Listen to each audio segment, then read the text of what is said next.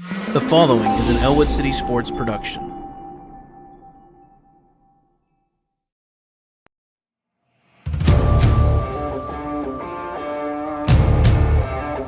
Two to the right. Quick pass out there to Dom Ho. He gets up to the 50-yard line. He's got blockers down. He goes, makes a man miss. He's got the first down. Does a little wiggle all the way. He's still on his feet. He's at the 10, the 5, touchdown! Hand off to Partridge. Tucks it in the left hand. He's up the left side, and he's going to go all the way. At the 10, the 5, touchdown! 4th and 15. It's all down to this. Back to pass. Give and chase. Throws it out there, and he's hit. He's short of the line again. He's short of the line again. Free kick. Nice header by Keystone Oaks. But taken there by Huth. Shot on net. And it's a goal!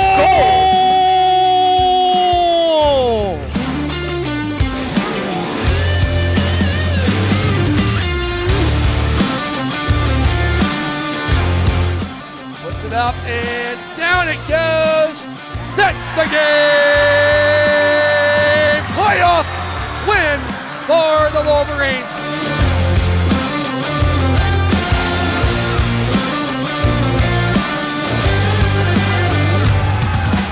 Inbound to Caleb serving. Yes! It's gone! Shoots it. It's over! The ball is over! The Wolverines win!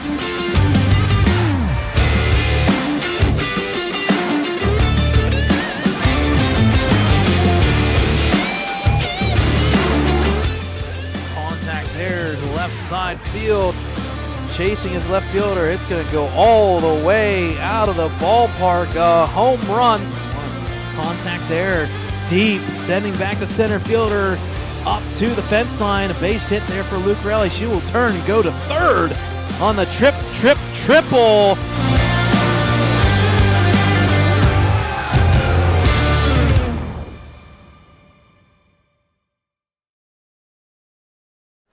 Good evening, Ellwood City sports fans. Welcome into Pullman Park and here in Butler, Pennsylvania, as we bring you live coverage of WPIAL 3A high school baseball. It's the quarterfinals. It's your Ellwood City Wolverines, the 3 seed, taking on the number 11 seeded Burrell Buccaneers. Once again, Brad Windhorst alongside Keith Keller and my dad, Dave Windhorst, on camera tonight. Folks, we've got a great one here, a great ballpark, beautiful weather, 80-some plus degrees, but we're in the shade, going to take on a really good matchup here, quarterfinals of WPIAL baseball. Keith, it's been a while. It's been a couple weeks. It's been a while, yes. How are you doing? Fantastic. Chomping at the bit to get back on the mic to support this team here. And they've been playing pretty well since we've been a little bit radio silent here. But last game they came through the bottom half of the order. Jordan Boker, Matt Kelly coming through in the clutch, getting those 2 big hits, driving 3 runs in. And then Aaron Lake again just shut down.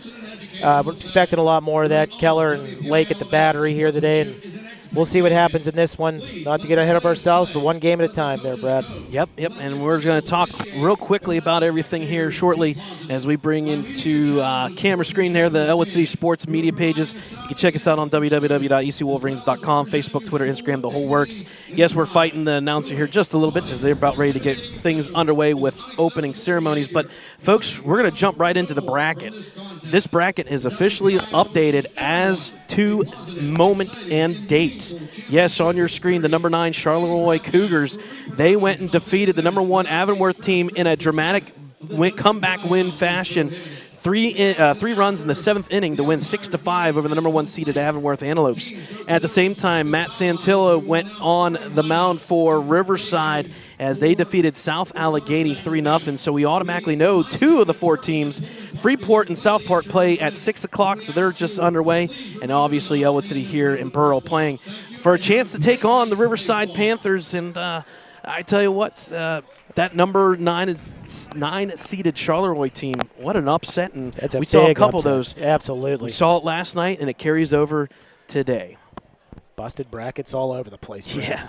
So a little bit of information here for the Wolverines. You can see some stats there on the season. They come into play 16-3. The biggest numbers, folks, are at the bottom of the screen there. They have scored 168 runs while only giving up 37. That's a difference of almost 8 runs per game. More importantly, they're batting .306 with a .452. And on the flip side, an ERA under 1.5, 179 batting average. That's going to be the story of the day today. Can the Wolverines, not only the pitching staff, keep what their momentum that they've been doing, but can the bats stay alive here? And more importantly, the OBP. That's right. When you get on base, make things happen. Got to make them pay. We're at that point where mistakes and errors could be the Shouldn't difference. see too many on the turf, but you know what? You never know. Yep. On the flip side that is not the McGuffey. No, it is not. They played, but congratulations to the Ellwood Lady Wolverines last night, winning 3-0. Yeah, we'll come back to the Burrell numbers. We do have the Burrell numbers. Unfortunately, forgot to update that graphic. We were on the air last night till about 9:30 covering the softball game there, Ellwood defeating McGuffey. And while we're on that moment, we can talk about that. Folks, you're going to be the first ones to find out about this. We did get approved. We will be covering tomorrow's softball semifinal between Ellwood City and South Park. Yes, it's a 4 o'clock at Deer Lakes. You can watch it live. You're going to have to travel to get there. But, folks, we will be on YouTube free on Ellwood City Sports for softball tomorrow. Big shout-out to head coach Gary Zancy. Oh, big picking win. up another big win. Absolutely. Great pitching performance yesterday, and timely hits really paid off in the end. Yep. Let's go through the starting lineups as they're going through it here in the ballpark. You got leading off will be the shortstop, Braden Shirey, number 4. Then you got number 22, the center fielder, Trey Curry. Number 1, doing the pitching on the mound, Braden Mell, who comes into play 4-2 with a 2.55 ERA. First base will be number 21, Adam Sheftick. Left fielder, number 7, Adam Voss. Catcher, 24, David Kleckner. Number 11, right fielder, Parker Logan. Number 12, the third baseman, Ryan Wass. And then finally, rounding out the second base, number 13, Tanner Arendt.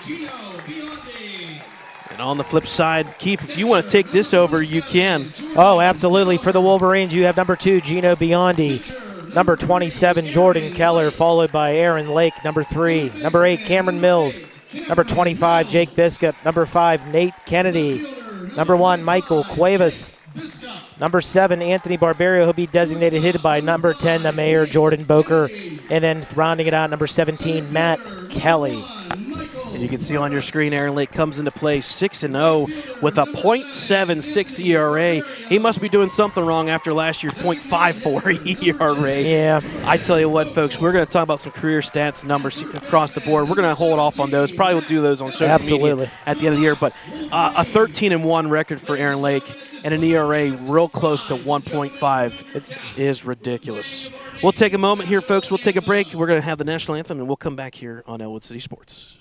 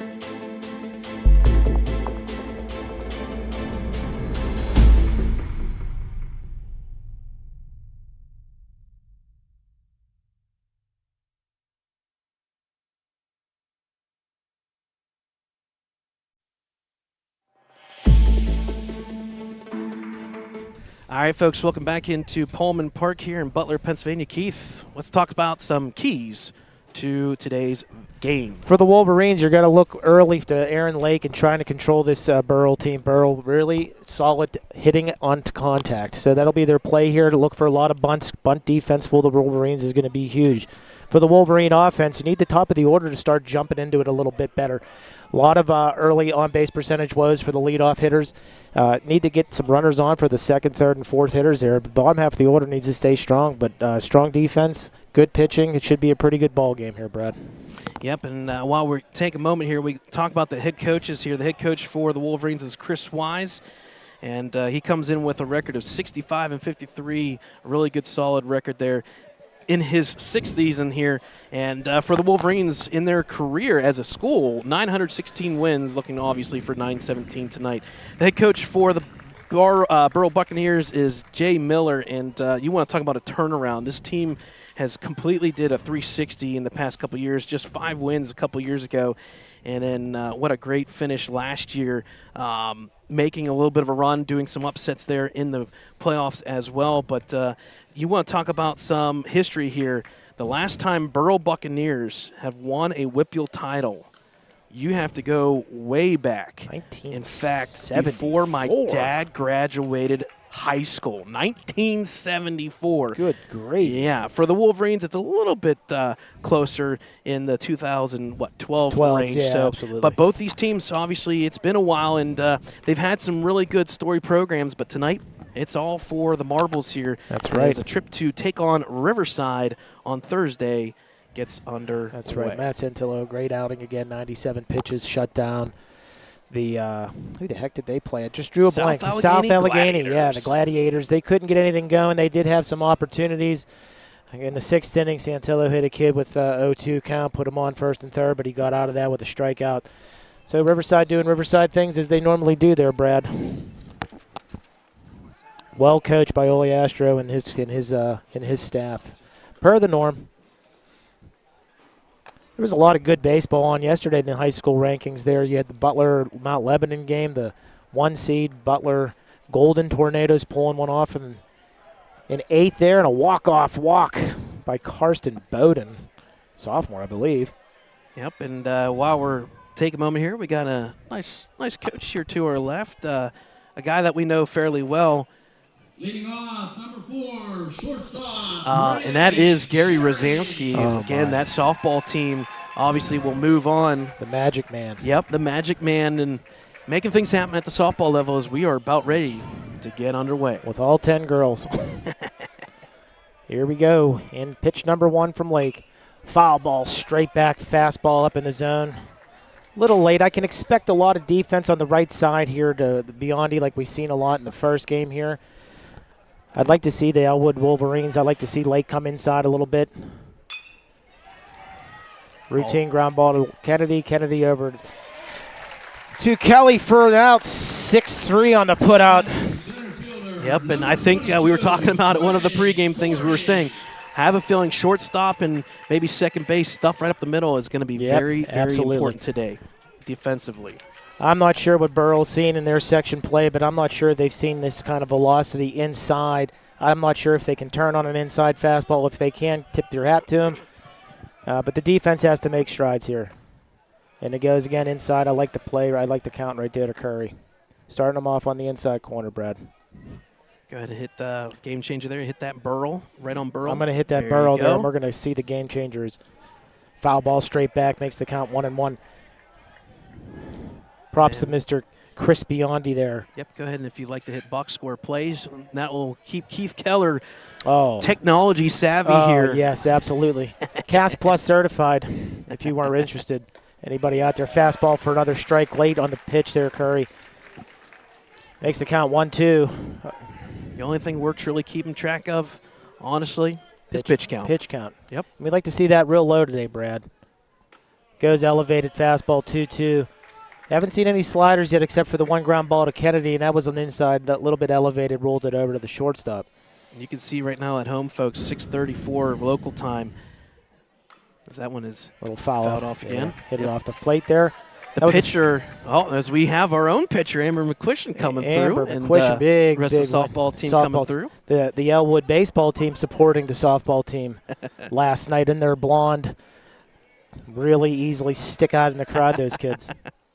Foul ball straight back, another fastball. Fastball heavy so far, and everything's been up in the zone a little bit, Brad. I'd like to see maybe an off-speed pitch here, maybe a change-up to get him thinking a little bit. Yep. He's seen nothing but fastballs. And we were talking about the pitching. You can kind of see it on your screen, folks. The pitcher right now is going to be facing right into that sun. That shade is coming right off to the front right corner of the mound. So at least for another half hour, you're going to see some sun That's right. in the eyes of Aaron Lake. Shadow will move around, but Curry again off the handle there on the inside slider that didn't really slide too much, but another fastball. Great at bat by Curry here. Great at bat. Count still 2-2. 8 pitch at bat so far for Curry. Pitch number 9 coming. Strike 3 on a fastball by Lake, 2 down. Great pitch, outside corner. Pitcher number 1, Braden Mel. Yeah, great start here so far for Aaron Lake. Give credit to Buccaneers. They're going to be battling. They come into play batting over the 311 mark here, so they are the battling Buccaneers, That's shall we right. call them. The battling And, Bucks is yeah. the Buccos have been known to be. Well, not so much recently. Not recently, no. Absolute rubbish, and I'll say that very. I don't even know what It's not It's not even sarcastically. good anymore. No, it's our not. Our middle relievers are hot rubbish. Yeah, we can't put up. You can't be up 6-0 and lose 11-9. That's just unacceptable. Yep. Pitch low in the zone there. Looked pretty good to me. Maybe a little on the shin. Keller asking where that's at. It's more as the more of the Ellwood softball team comes through. 2-0 count on Mel. Another pitch misses low. As we get the wind tunnel here, folks, so bear with us. We're sitting right in front here of the press box, but that means wind comes through the corner here. 3-0 pitch, called a strike there. Strike. More Ellwood faithful showing up. Drake Davis, Monster, Jackson Kerr with a handshake firm.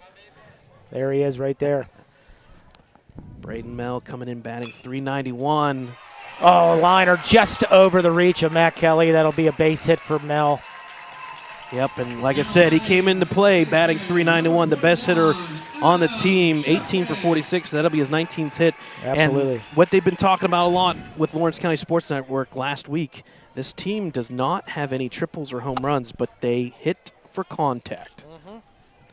So that'll bring up the next batter here, the 4th hitter of the lineup, and that's number 21, Adam Sheftick, the first baseman. See what he can do here with one on, as that one's fouled right past us to the right. Absolutely. Right off the handle again. Sheftick comes into play batting 340. He's looking for his 19th hit of the season. I hope all the Ellwood fielders have sunglasses on. Yeah, That's my guess. yeah. I would hope so. At least for another half hour. Another foul ball up 0-2 in the count here. I'd like to see where he goes with this one.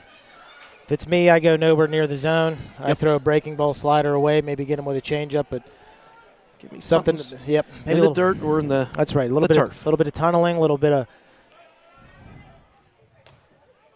goes fastball high, tries to get him to chase. He did chase the previous 2 fastballs there. 1-2 count on Shefty. We'll call him Shefty. I'll call him Shefty. Just a look at Braden Mel over at first there. He's got it all minus the Schefter part, so look like Sheftick here.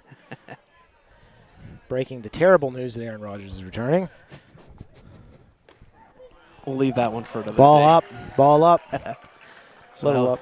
even the count here, 2-2. Again, runner on first is Mel. Everything up and a little bit elevated in the zone so far. A little bit of control issues here from Lake. Like to see him get him down a little bit. He did have 2 low pitches called for balls. Borderline on the zone, but we'll see. Here's the 2-2 pitch. Fouls it off the handle again. I'll tell you what. This could be a victory for the Burrell Buccaneers this inning as Lake's pitch count gets to 20 on that pitch. Pitch 21 coming up. So we need an out here. We need a strikeout or a ground ball at somebody here to get out of this one. Lake back with the 2-2 again. Punch to the right side. Unnecessary. Yep, unfortunately off the glove of Matt Kelly at first, so that'll put now runners at first and second. Yep. It's one of those ones you almost want to let the first baseman eat it and let Gino Biondi at second get it, but either way, Buccaneers getting something rolling here with 2 runners on first and second with That's 2 right. outs. You see a little bit of similarity right now with this game and the Mohawk game, with Mohawk being able to reach their bats out and slap that slider on the right side towards the right. So we'll have to see what how Lake adjusts here on pitch 23 coming. Yep, and this will bring up the first brother, I believe. That is left fielder number 7, Adam Wass. He Chopper, swings high to first. chopper. Easy play for Kelly. He'll hand it off to Lake. That's right, and Lake gets out of the inning. Yep. So a couple pitches there up over the 20 mark, but either way, the Wolverines and Aaron Lake keep the Burrell Buccaneers off the scoreboard. We'll head to the bottom of the first. First time for the Wolverines at the plate here at Pullman Park in Butler, Pennsylvania.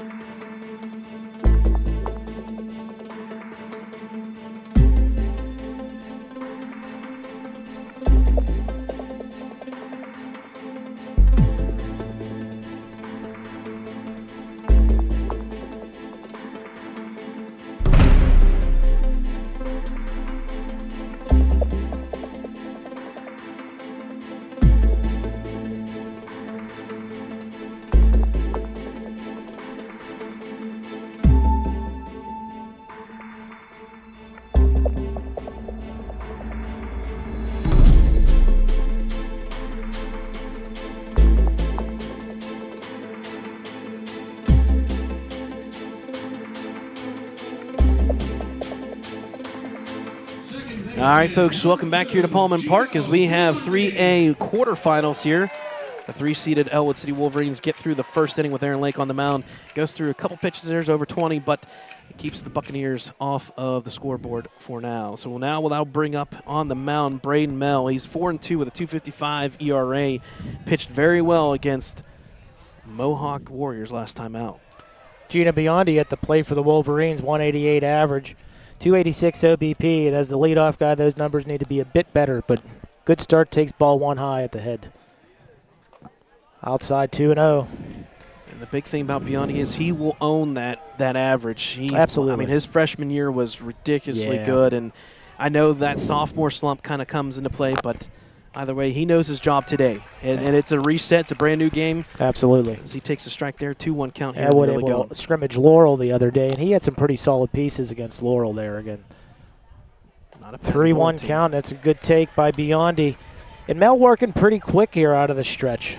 Not taking too much time. He feels he's ready. He's delivering. So we'll see how this works, and it might be the first time in a long time, Brad, if we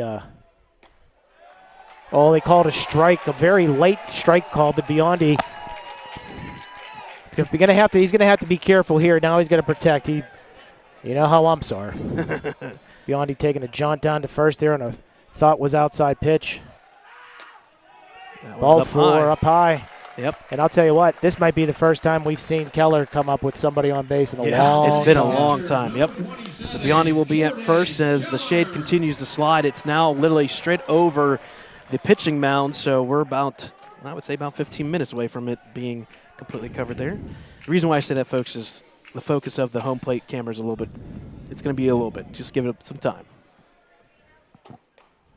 First pitch there up high for the cold strike on Keller. Keller coming to play, batting some really, really good numbers there, 480, and you want to talk about a career average over 400 as well. Yeah, 480, 21 RBIs, 10 doubles, 1 triple, 4 home runs with a 587 OBP. It's a pretty solid year. I would say the extra base hits too, Yeah. up in real close to 20. Is that Keller is a line drives on the drive. right field for a base hit, and that's going to put Lake, bring up Aaron Lake with runners on. And I guarantee you, the confidence between these two. When you're the battery, the catcher followed by the pitcher, you get a base hit. It's just you feed off of it real fast. That's right. And we've seen that 2-3-4, 3-4-5 earlier in the year. And to mention, Biondi's average last year, he was in the 7 hole as a freshman, seeing a lot of fastballs. And you make that change, moving up in the order in the 2 hole, leading off. You're seeing a lot more pitches, a lot more breaking balls, and it's a tough adjustment. And I think he's handled it well. And moving into next year, it's just something he needs to work on. That's all. Aaron Lake coming into play, batting .381. More importantly, his OBP is 600. He's been walked 17 times. A lot of walks. The difference is here, folks, I don't think a walk's going to happen anytime soon. When you got first and second, you got to pitch to Aaron Lake. That's right. First and second, nobody out, and right behind him you got Cam Mills, so you don't have a lot of wiggle room here. Mills put a good piece on the ball again against Laurel. And another off-speed pitch to Lake. Falls behind 1 and 2. Going to have to sit back, choke up a little bit, and maybe even move up in the batter's box just to see if he can punch something through. I think I go back to the breaking ball. That's what they've had him fold on the last couple pitches. I don't see a fastball coming, because if it does. It's going to be a tough play here for the shortstop. Nice throw to third in time. He's out. Smart play. It's a smart play, but the third baseman there, Ryan Wass, it looked like he was straddling the bag more so than taking the force. He had the force there. So it looked like he was going for the tag, but a good play right there by Shirey. Yep, against, Fielder's choice for Lake there. So that'll be 1 out here, first and second. Obviously, that'll bring up Cam Mills here. Cam Mills hitting 273. And a fly ball to right, but this That is is taggable. deep. This is taggable, but it falls out of play into the bullpen. And I think it missed by, well, I would say within 10 feet or so, because the runners were advancing, That's and that right fielder had to go a long, long way. Yep. And if that falls in, you at least have trouble. one.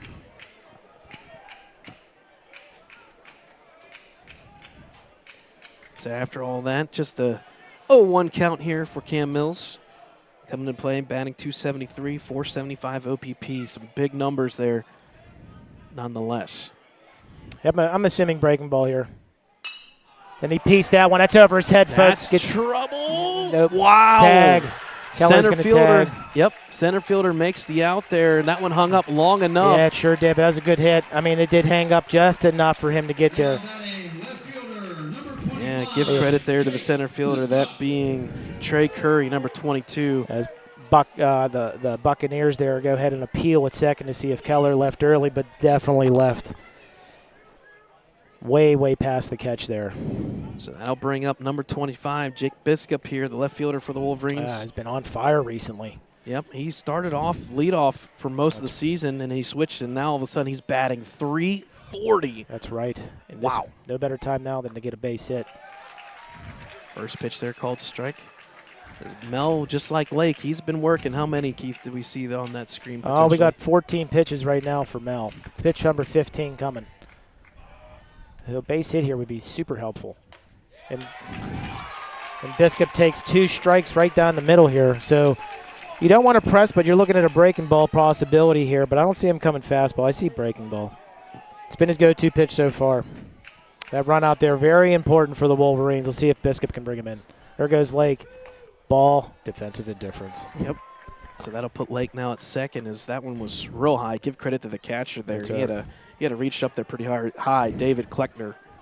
And that could have been trouble. Short backstop, but still it could have easily advanced somebody. And an even bigger base hit here if he can get one through the hole somewhere. Up the middle, looking pretty strong. 1-2. And there it is, punched. dropped down. It's right at it, hung up just a little bit too long. And yep, a nice play by the right fielder. Wow, the right fielder makes the catch. That being Parker Logan. It hung up just enough, folks. Enough. Oh, my goodness. Just enough.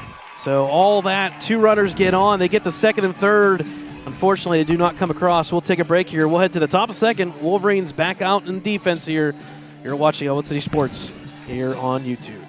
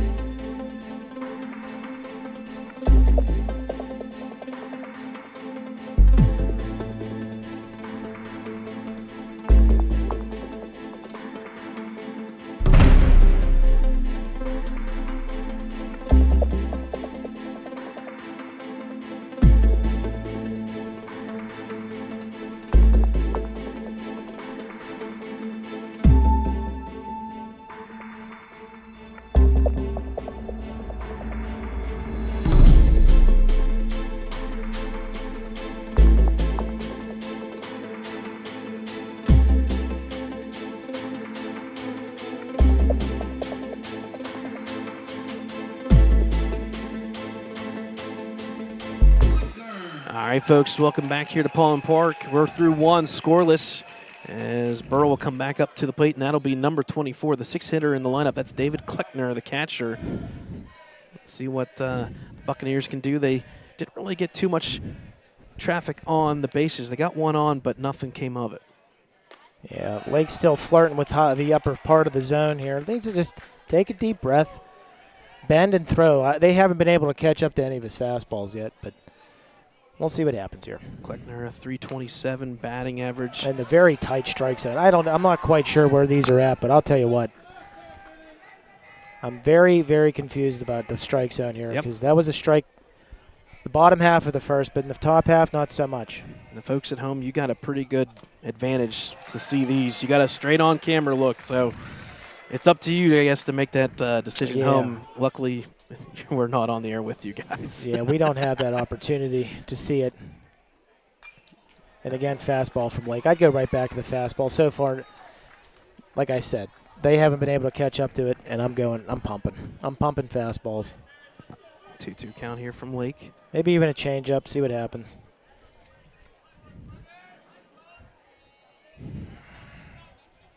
Bounced one and caught the ump. That one bounced a little bit wicked there. Full count here coming up to Kleckner, the catcher, big catcher. My Lord, good boy. Definitely got to get it. You can't be giving free passes in this game, Brad. You know what I mean? You need to keep the pitch count low and keep the base runners to a minimum. Here's the 3-2 full Another count. fastball. They've been able to keep up. They've been just getting a piece off the handle, keeping at-bats alive. Pitch number 29 coming up for Lake. Spray chart on Kleckner is pretty much everywhere. He can hit pull left, pull right. Most of it, though, has been to center field location. Full count again. Chopper coming to Mills. On the hop, bounce throw to first, and plenty of time. Good play for one by out. Mills.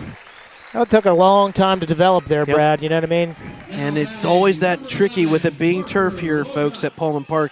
Do you let it bounce? Do you charge it? He went and let it bounce, and he relied on his arm. And with him being the third pitcher for the Wolverines, that throw to first was in plenty of time.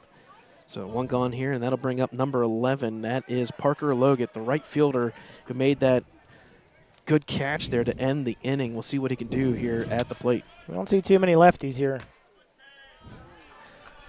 But Lake working inside. Yep. A lot of inside pitches from what we can tell from this angle, Brad. More so than, oh, and there's a different angle there, Brad. Fouls it off to the left, and it's coming right back into play. Oh, no, it hits the netting.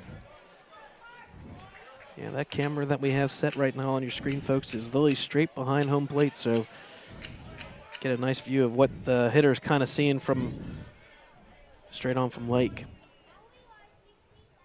Chopper up the middle. That's going to be Kennedy all the way. Got to throw it fast. He He does. does. It makes a nice play by Kennedy. Nicely done, charging. 2 down here. I tell you what, that Matt Kelly to Kennedy or vice versa connection has been solid, especially here. Kennedy's got some tough plays to make, and Absolutely. that was fast, quick bounce, low bounce compared to Mills, and quick dart, and give credit to Kelly. Hold on. So a little bit more. We said it, Lake's struggling here a little bit to start. The defense for Ellwood coming through and helping him out and Absolutely. kind of picking him up a little bit. And Kelly really solidifying himself at that first base position. As we said, the first and right field were the two big spots on the roster that needed some filling, and I think we've got them filled up. Anthony Barbario out there in right with an absolute cannon of an arm. He's made some fantastic plays. So that'll bring up Ryan Wass. I think this is the second and younger right. brother of the two. He's playing third base. He fouls that one off, so the Falls count. down 0-2, yeah. Yeah, it goes quickly at 0-2. I go 0-2 fastball here because those last 2 fastballs, he wasn't even close, and Yep. I'm going fastball again. I'd go inside fastball and try to make him. I might even elevate one here. I'm not going outside That's at true. all.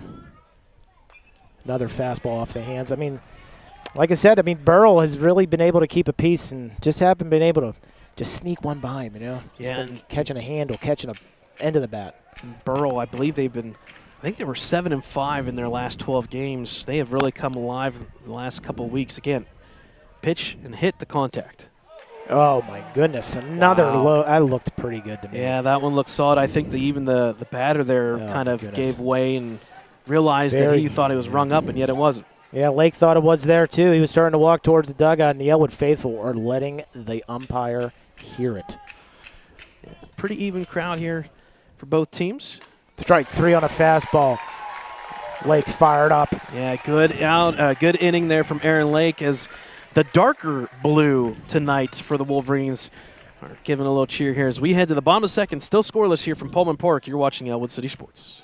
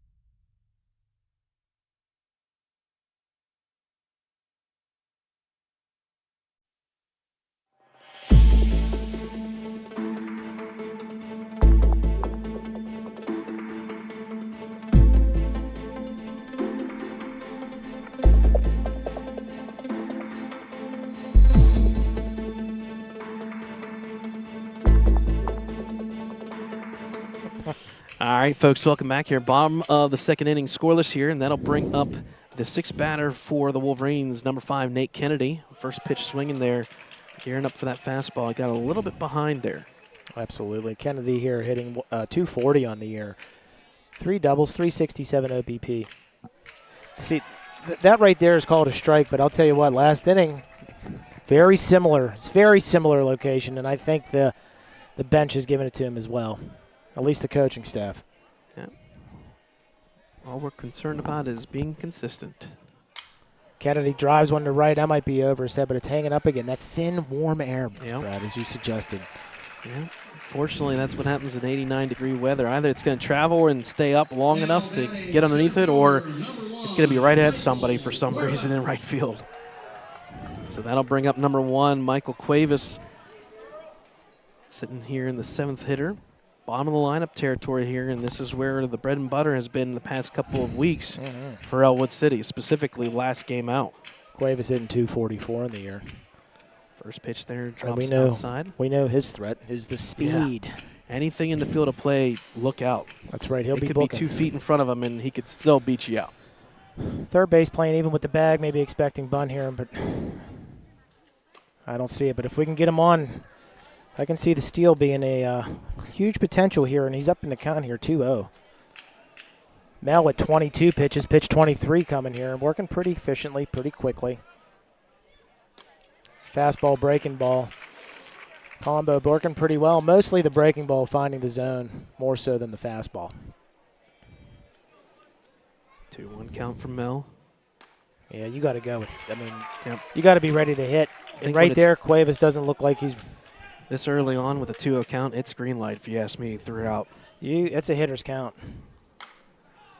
Punch down the first It's base a line. face- A little trouble. Yeah. He will get there, though, in time for the second out, but a little bit of a little slip bobble there. Yep, a little slip by the Hoping first caught- baseman, Adam Sheftick. I was hoping it was going to catch the first base bag there, maybe take a wicked bounce somewhere. Yeah. The mayor, Yep, the mayor of Ellwood City comes up. That's Jordan Boker. And prom king, Prom king and this king, that king, everything. hunky king, whatever you want to call him, folks. A man of the people. 4:05 on the air. This will have Matt Kelly following here, so big opportunity here maybe to try to start something out for Boak. Hard hit ball to third and gobbled up really nicely by the third baseman there, Ryan Wass. Yep, good play there by Wass to throw to first in time for the third out. We're scoreless here still, folks. We'll head to the top of the third. Buccaneers up next.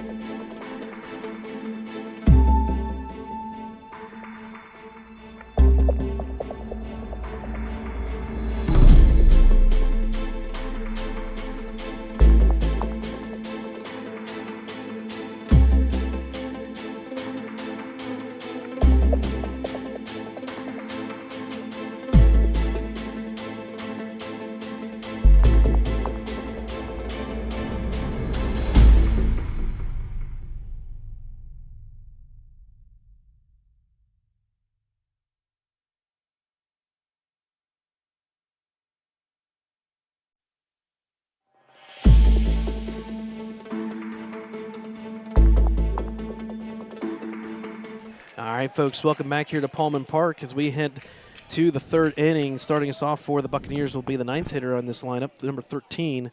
That is Tanner Arnth, the second baseman for the Buccaneers. Arenth. We're going to go with Arnth. I think that's what the in-house host ceremonies, whatever you want to call Is that what they call it? Over the Announcer. loudspeaker? Yeah. It's tough to hear that because we were fighting it. That speaker, yep, is what I figured. It's right above us. Lake coming up here, 0-2. Pitch number 41 for Lake coming up. Got to keep the pitch count low. Or it's been pretty for the last inning, pretty efficient. I'd like to see a little bit more efficiency. There's an example where you kind of waste the pitch, throw a little high there. You got to trust your defense here. You may start seeing where you start throwing stuff in the zone and pitch to contact. Yeah, I think the fastball here is the key. Fastball. Yeah, Lake is just not getting enough rotation, and Keller keeps throwing the ball away from the pitcher there. Yeah. I'll tell you what, pet peeve of mine when I was a coach in Little League. My God, God help you if you were catching. I hovered around you like I was your worst nightmare. Poor kids probably had nightmares. Yeah. Here's the 2-2. Right there. Nope, and didn't get the call again. Wow. That looked pretty good on the view we have on your camera there, Brad. Yep, so they'll make it full now. Yep, lost them 0-2. Gotta Back-to-back have innings. Start off the inning with a full count. Yeah, lost them on a walk. So there's trouble early going here. A little bit of Now batting number 4, uneasy tensions here to start the inning. Yeah. Lake doesn't just look like himself right now. He looks a No. little uncomfortable on the mound, not quite bending enough. So that'll bring us back to the top of the lineup, number 4, Raiden Shirey. I can see them bunting here, Brad. I could definitely see that in a Bunt game defense. that's 0-0 right now. Why not? There's the bunt. Good bunt. Throw here from the catcher, Keller, in time for the first out. Good play by Keller coming out of the box there quick to make the one out. Lake was charged, and that could have been disastrous there. Lake bails late. Yeah. You can see that a lot. I don't know if Corey's going to bunt here. He's a big boy, but Yeah, with a runner with one out here at second, you definitely swing away. A little time here given for Keller here and kind of reset here. that'll be a sack bunt for Shirey there, moving the runner Ernst to second on the bunt. Playing a little small ball here in a 0-0 game. Like you said, why not? Runner at second takes a couple steps there, dancing around. Oof. Fastball up in the zone again. Everything has been up in the zone. Yeah, big hack I mean, there. why not? He hasn't gotten a call in the zone, so. Yeah. I'll make the count 0-1 here. Again, doing this with one out, runner at second. Yeah, I think this inning falls on Lake's shoulders here. He's got to battle back. He went. Absolutely. Yeah, definitely went. No, that is a terrible call. He went all the way around. All the way around. That is a terrible, terrible read by the first base umpire. I know the bat, unfortunately, Jeez, did not come off the shoulders per se, but when he twisted through, My goodness. that's a tough call there for Lake and the Wolverines. Now even 1-1. My goodness. And another fastball up in the zone. Lake needs a deep breath here. Maybe a little chat in the dugout if we get out of this one here. And Well, from what it looks like right now, it looks like two unsettled players going after each other, and it's who's going to prevail. I think Lake's a little bit upset. It's gonna really might take over. You don't want to get the emotions too wild up. And Right. Want to try to gather them. 1-2 pitch from Lake. Yeah, he got him straight. Swing miss. On pitch. Big fastball. Yep. Pitch number 48 for Lake there. Now batting pitcher number 1. Nice thing tonight, folks, when you have playoff games, you got 3 umpires. That's That's right. why you see a little bit of a shift there. The second baseman umpire now slides to first. The third goes to second. And eventually, when the WPIAL title comes around, you get 4 of them. Mel with the only hit so far for the Buccaneers, I Yeah, believe. and he worked the count and had a lot of foul balls there as well. Another fastball up in the zone. Lake needs to find something to hit the strike zone right now. Just something to get himself. Makes you also wonder if this, we'll talk about it here in a second with the 1-0 count. Lake throws home. Oh, that changes everything. That's a foul ball. I was going to say potentially here, Keith, to keep that pitch count, with it being a 2-0 count, do you maybe intentionally walk the best batter for Buccaneers with 2 outs and maybe go to the next guy? But obviously that changed now with a 1-1. I mean, I like my chances with Lake, to be honest with you, against any hitter. Yeah. I mean, anything can happen. A fluke flare, a fluke this, a fluke that. Very true. You know. You're not going to hit anything unless if you hit something out of this ballpark, you crushed it. And There's there a you shot go. to the gap, and it's going to be 1-0 Buccaneers. Yep, and that one's about 20 feet in front of the track line. That's going to be a double to Mel, and it's now 1-0 Buccaneers. The second time Mel's gone to right field. And I don't know what that was. I think it was a fastball up in the zone again.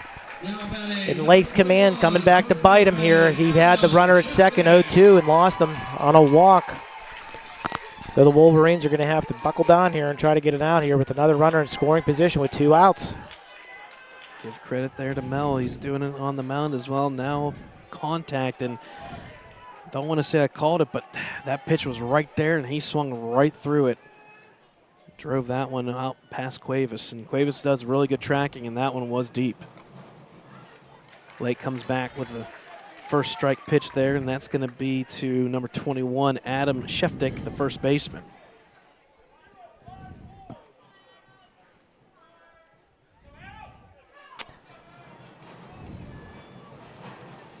Lake taking his time. Old strike.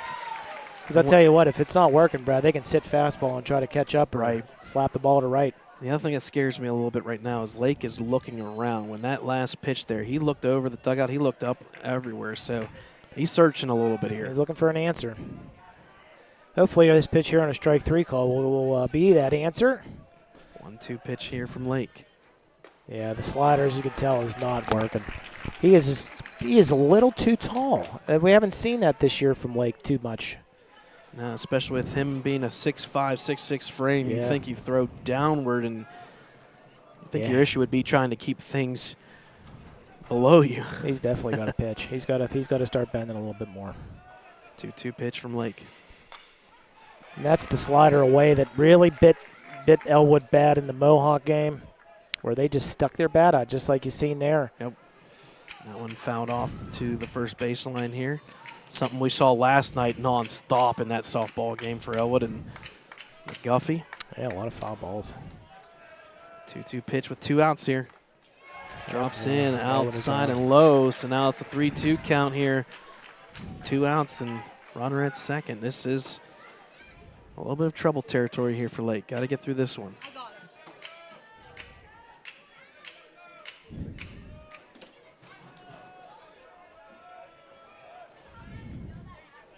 Struck him on. That's a big strikeout by Lake. However, the Buccaneers strike first with Mel's double to right. We'll go to the bottom of the third. Buccaneers 1, Wolverines coming to bat.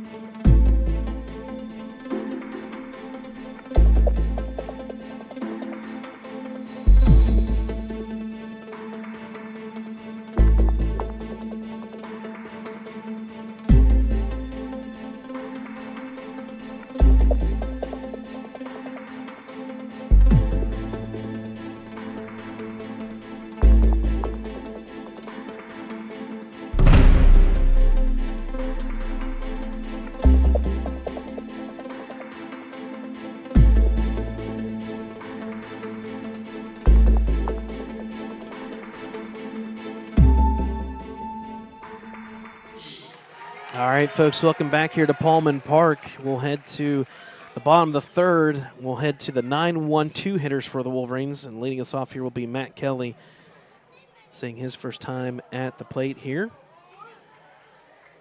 Buccaneers strike for one in the top of the third for that 1-0 lead. First pitch there outside, and again, that zone here has tightened up pretty well for both pitchers in this one. Mel comes back with a strike there to make the count now 1-1.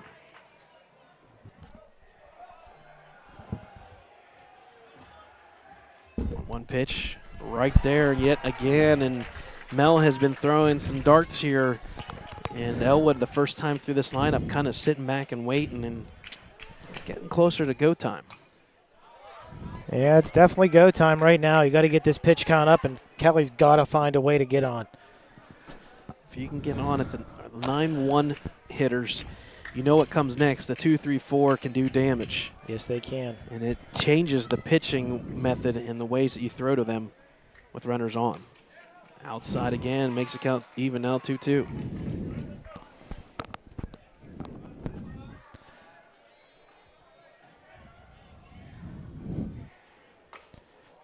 Little punch there, back to Mel. Plenty of time, throw to first there for the first out. We are definitely not being patient. That ball was down in the zone, and Kelly just stuck his bat out. Very efficient through three so far. 33 pitches for Mel. Pitch number 34 coming up with Biondi coming to the plate. Now batting number 2, second baseman, Gino Biondi. So we'll head back to the top of the lineup. Gino Biondi starting us off here. Well, that was a leadoff walk last time for Mr. Biondi. See if we can get something similar or something in the field of play here. First pitch, that's going to drop. That is fair. Ball. That's going to be a double. Oh, and he holds him. Oh, man. And he cut it off. That's probably a good hold by Coach Brad Welsh there at first base. Good read there. Most places, that is a double. Give credit to the right fielder there for Buccaneers, Parker Logan, to make that to a single. On the flip side, there you go. Biondi gets on, and now you know what comes up. The 2-3-4 hitters, we're calling it the KLM line. Yes, that goes alphabetical order. Keller, Lake, and Mills. Yeah, that was a tough look there. I don't know. I mean, so that's a left-handed thrower out there in left, and he's going a long way. I mean, that's a strong throw. That would have been a close play. Pitch right there. I don't know. Keller didn't like that one. You could tell that he thought it was a little bit away, a little bit up in the zone, but as you're aware, he's a very first pitch heavy swinger. Down the dirt, check on the runner at first. Yeah, you definitely don't want to get picked off down at first base there. It's a big, big opportunity here for the Wolverines. We saw that happen to the Lady Wolverines last night, but they found a way to bounce back and win. That was a weird play, though. It was like picked. She was. Get out of play. That's coming right at us, Brad. Yep. It's headed right down. Right on, almost on Kelly Nardone. My goodness. Oh. Shielding herself from danger. Where's her husband? I should have jumped across the aisle. Joe Nardone hanging still there. As the ball now travels to the right side. That's right. Now Keller down in the count 1-2. Put that in perspective of where we're sitting, folks. That was about 15 to 20 feet away. That's right. It looked a lot closer. But the ball's going to spin back towards home plate, and she should have turned around and made a play. 1-2 count on Keller here.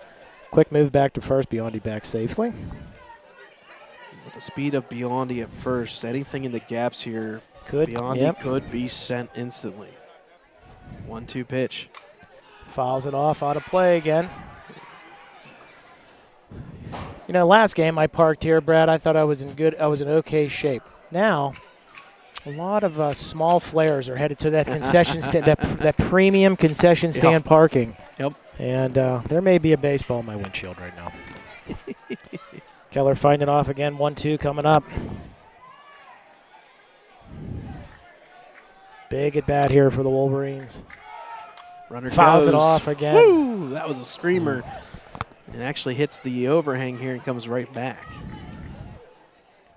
As the Ellwood faithful are saying to Keller, hey, that way. That's right. Put something out there somewhere.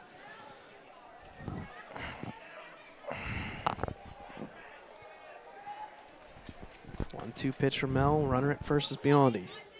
That Base one hit up punched. the middle. Yep, it's 2 going to men on trail again. to the left side. Good play by the center fielder. So it's a base hit single. So back-to-back singles. Wolverines getting something rolling here. Aaron Lake, they started them off last at bat with a lot of breaking balls, so we'll see if Lake can sit back and maybe drive one somewhere into the gap. Yeah, he's going to get all that frustration on the mound, let it flow out of you. I don't know, what do you want to call it? Namaste, whatever. Anything, yeah. Anything that he needs to do. Woosah. That's right. Mike Lowry for those bad boy reference for you. So first and second, nobody out. Oh, my. pulled one down the left field And line that a long is way. Deep to the left side. That's going to go rolling through the ballpark. Yeah, it's a long Parking strike. lot. Long strike. Yep. The Ellwood faithful trying to rally around the Wolverines here. I tell you what, Keith, there's a big gap in left field right now. There is. If a base hit can get there, Biondi can score and tie this game up. Center fielder kind of shading a little bit more towards, well, I guess it is straight on, but it just, ballpark playing big, I guess. Wow. Ball up with a big save there by Kleckner, excuse me. Yeah, Kleckner holding that one there. And you mentioned it. I don't have heights. I know there's a roster in there somewhere, but he's right up there with Lake. So he's got to be 6'5" at least, and he's a stocky dude there behind the plate. I'm searching. I know there's one in there somewhere. I'm looking. Going through my... Deep in the depths of... There goes Burrell's Max Preps here. Let's see if it's in here. I don't think that they give the heights in Max Prep. No, I think it's farther down in the books.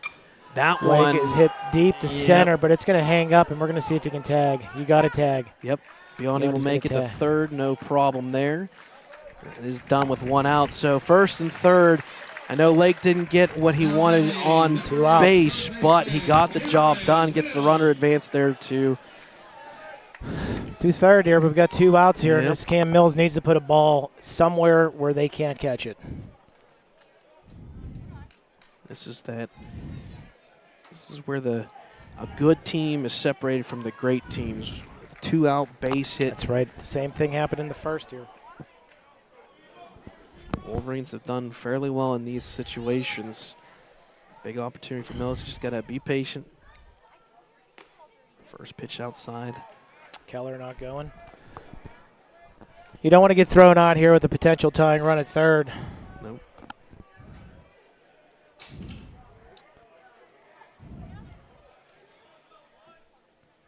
Big cut by Mills on the breaking ball. 1-1.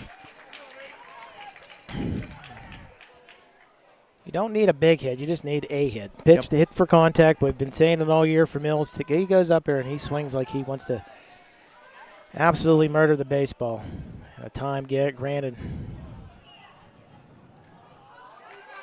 Are they calling a balk? He called time, but the first base ump did not see the time call, so the balk not called. Obviously, Mills with a quick time ask. Yep. Granted.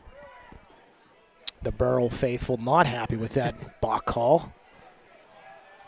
And why should they be? So we'll reset here. 1-1 pitch from Mel. Low in the zone. 2-1. Not very often that Mel has fallen behind a hitter, recently at least.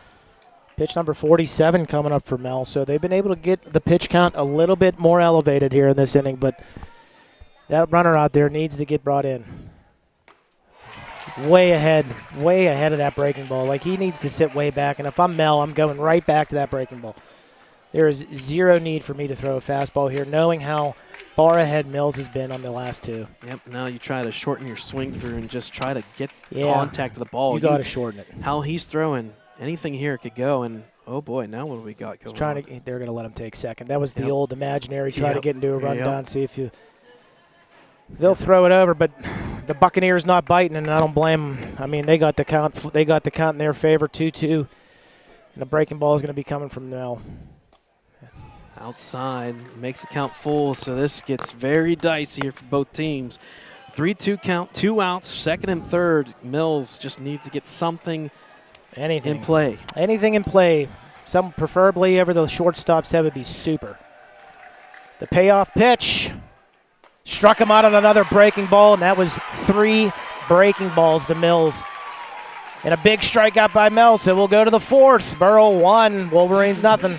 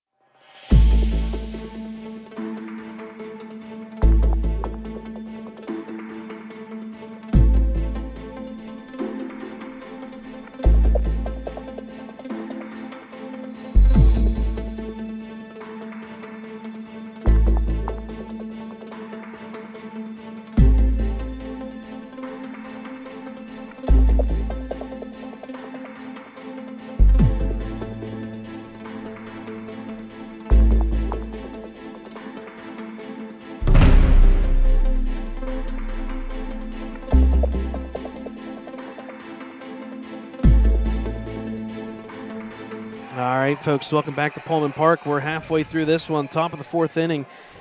Buccaneers up at the plate with a 1-0 lead here. Left fielder number 7, Adam Wass. Wass 0 for 1 here. And again, Lake has not been able to control the strike zone today. One of probably his most ineffective outing thus far this year, Brad, in a long time. It's definitely right there for sure. In a very long time. Slider's not working. Fastball's up in the zone. But needs a deep breath and he needs to focus. He can't walk a runner. And that 3-0 count, that's not boding well right now for that walk that we were talking about. Yeah. It's leading right in there now, 3-0. Burrell fans we're a little bit rowdy now. I think that's what Blake does the whole time. That's what I would do. I would pitch to contact and make your defense make a play. So far, you haven't seen any plays. It's been Kennedy and Kelly, and then you'd have Mills on a couple of plays. That was about it. No reason to really overthrow here. I would just throw fastballs until you find the zone. You know what I mean? Until you get a little bit more comfortable. And with it being the fourth inning, I think we've crossed that threshold where you gotta pitch to contact, let your defense help you out, because right now it's not been consistent. Full count pitch from Lake. Struck him out. That's a big strikeout after going down 3-0. Lake just says, Brad, shut up. That's right. I got this, Brad. Oh. All right, we'll move on. That'll bring up the big boy, David Kleckner, the catcher here, number 24.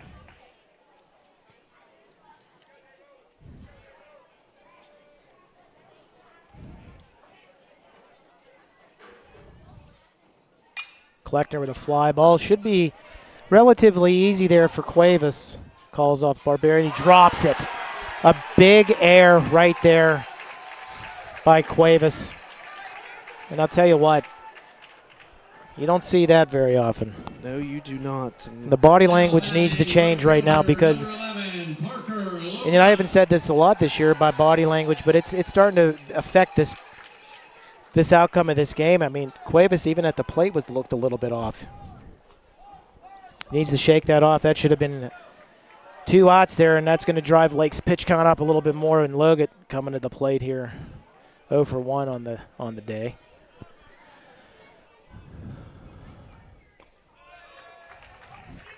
Pitch down low, ball 1.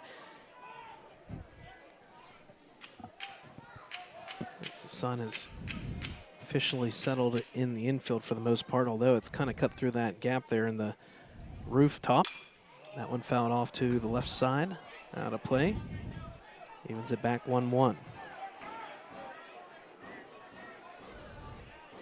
Cuevas needs to get back in this game. I can see him out there sulking a little bit in center field. He needs to forget about that and worry about this at bat here, because this is going to be a big one. Parker Logan, 2 doubles on the season. This team as a whole, 18 doubles, and that's it. That's extra base hits. Again, Burrell does not hit for power. They hit for contact, and right now they're in the driver's seat in this one as well.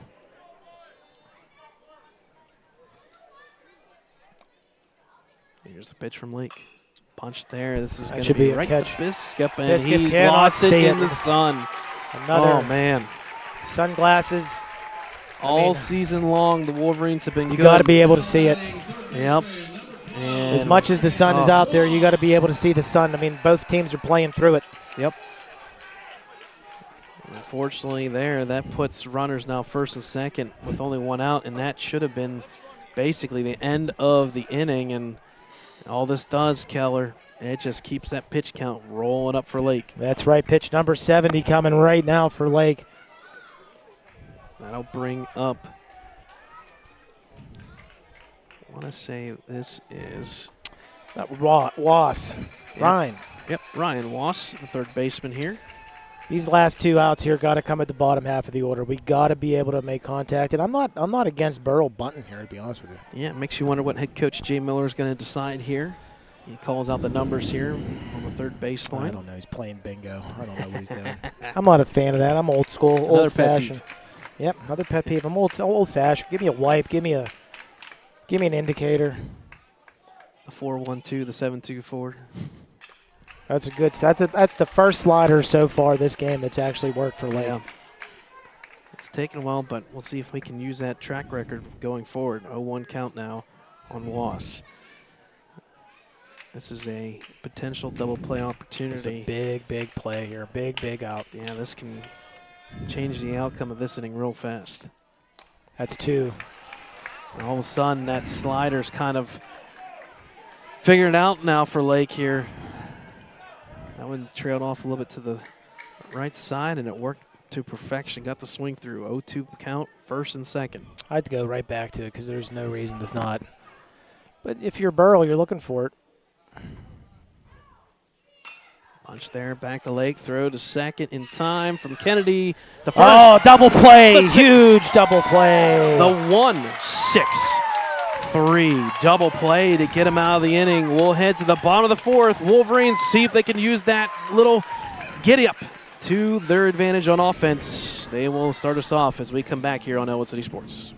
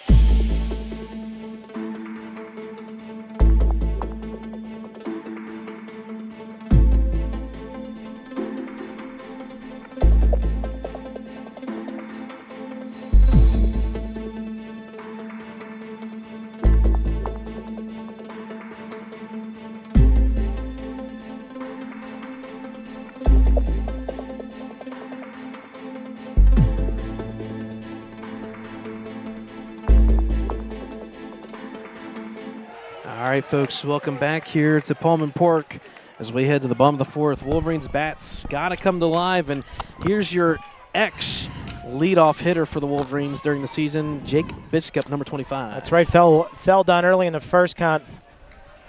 Looked at for 2 strikes right off the bat, but here takes a ball that broke late over the plate. I'm going to stand up this inning, Brad, see if this changes the trajectory of this ball game in this inning. That's a fly ball. That could be trouble with the sun. It's going back. He's got it beat. Wow. Fought the sun and making a nice play. Yep. Great play right there by the left fielder. He was about a step or 2 away from the track, and again, the foul pole line is 347, so that was hit a solid 320, 310 range. Good piece of hitting, but better defense. Yep. Fought the sun, didn't come in, first step back. Sunglasses are working. So that'll bring up number Kennedy. 5, Nate Kennedy. Grounded out his first at bat. And that outside corner, very lively for the Burrell pitcher, Mel. Gets ahead in the count 0-1. Outside 1-1. We need to get something started. I at least try to get this bottom half of the order through. Get some runners on. Big hole through the middle right now. Kennedy to right field, but right at him again. Yep. Tracks well, and another out. Mel going to 56 pitches here on the very next pitch. He's been very efficient. Yes, he has.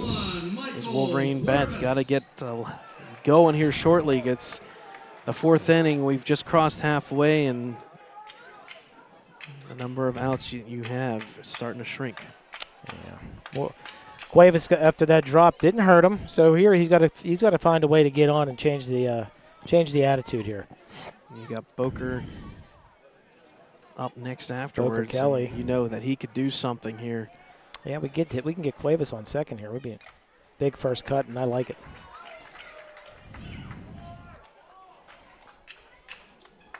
Cuevas, a junior for the Wolverines, so he'll be returning for his senior year next year. And we definitely know what position he will be playing. That's not going to change anytime soon. Playing there in center field. That one there catches the corner, not called this time, so it goes back even 1-1.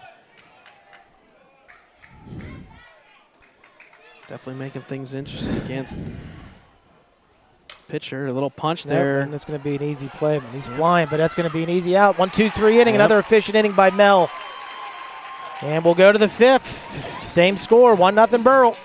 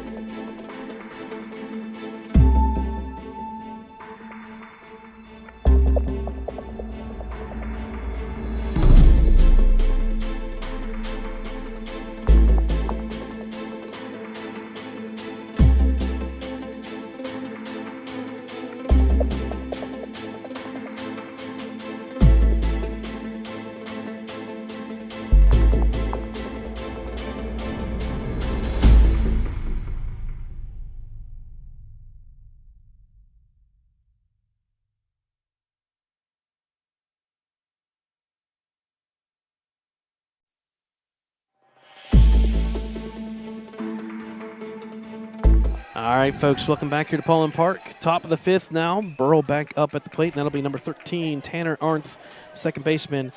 He's batting in the 9th hole of the lineup. Last time up, created a walk after going down 0-2 in the count. Another first pitch here by Lake for a ball. Yep, that's been the story of the game so far, is Lake falling behind real early. Comes back not getting with a call. Pitch that drops late and down the zone, makes it now 2-0.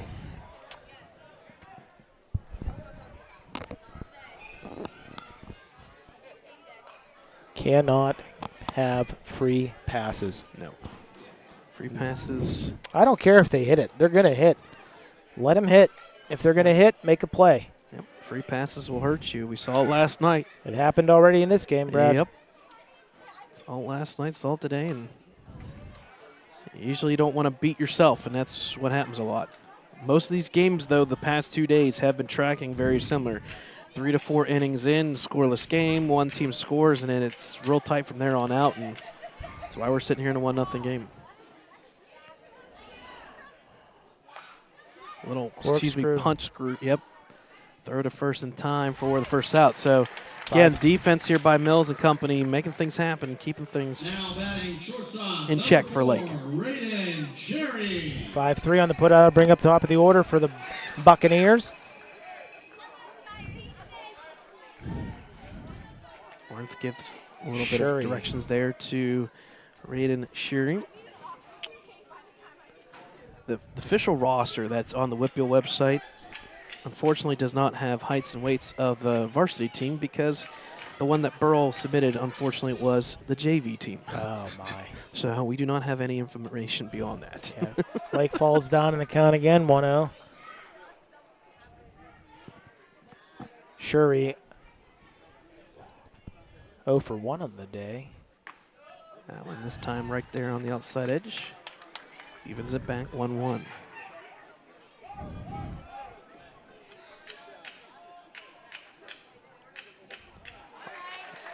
Unfortunately, got the hitter out in front there. Makes the count 1-2 now. Lake, the driver's seat, trying to get a 1-2-3 inning here.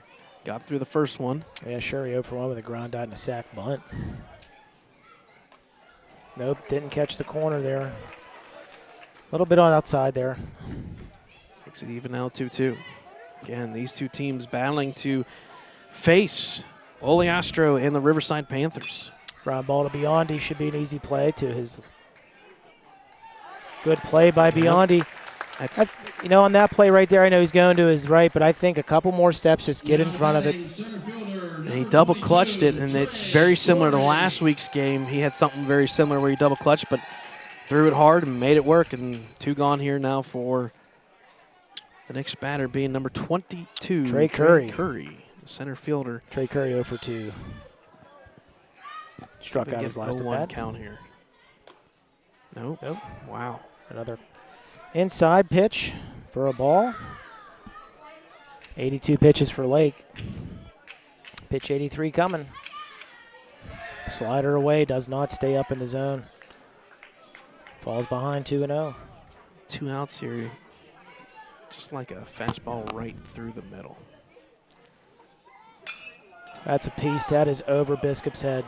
Yep, that is deep to the fence line. Bounces once. Biscup will throw it in here. Another double for the Buccaneers. And they got runners with Mr. Clean, with Braden Mell coming up, and he's got 2 doubles so far today. That was an interesting read by Biscup. He didn't have a read on that right off the bat. He looked like he was almost lost on that fly ball, Brad. Yep, and it was going to send you back to the fence line, and I think we're going to okay, here we go. So they learned quickly. They're going to intentionally walk. I don't mind it. Mel, and we've seen it work against, Ellwood, and now they're going to try to take advantage here. And head coach Chris Wise will come out and give a little bit of a pep talk here and say, okay, here's what we're going to do. We're going to maybe get it out. Yep. And no harm, no foul. You take the best hitter out of the lineup and put him on base. Now you know what your job is. You got to get the 3rd out. And Wolverine defense in the field right now is just they're all unsettled right now. They got to get something. They got to get a pep talk and get something going here. Yeah, I don't understand the last at bat either. I mean, Curry was 0 for 2. He struck out on 3 fastballs at his head. Yeah. Last at bat, and they go off speed, and he put one deep to left. I just don't understand the. Yeah, I think that's one of those ones where you tack him, you come with the fastball and say, if you're going to hit it first pitch. So we'll reset here. First and second, 2 outs. First pitch home. Punch there, foul. To the right side. Slider away, breaking ball away. Lake gets ahead 0-1. Got to get out of this one with no damage. Yeah, this is big. Yeah. To put it lightly. Mm-hmm. The Ellwood faithful on pins and needles here. They are just not getting the outside pitch, but those pitches aren't even close, to be honest with you, Brad. Yeah, good framing by Keller, and he's having to do it the hard way, but yeah, that's why I don't understand why you're not coming inside. You know what I mean? Yep. You haven't gotten the outside call. Might as well work the other 3/4 of the plate and see what happens pitch here. him on the hand. Just like that. I'd go right back to it. Yep. 1-2 count here on Sheftick. Big pitch coming from Lake. Pitch number 89 on the way. Pitch. Ground ball to Biondi. This should end the inning. Underhand throw, and he got him. All right, folks, we're through 4 1/2. Bottom of the 5th inning coming up for the Wolverines. Got to get some bats rolling Got to get here. something. They are down 1-0 here on Ellwood City Sports.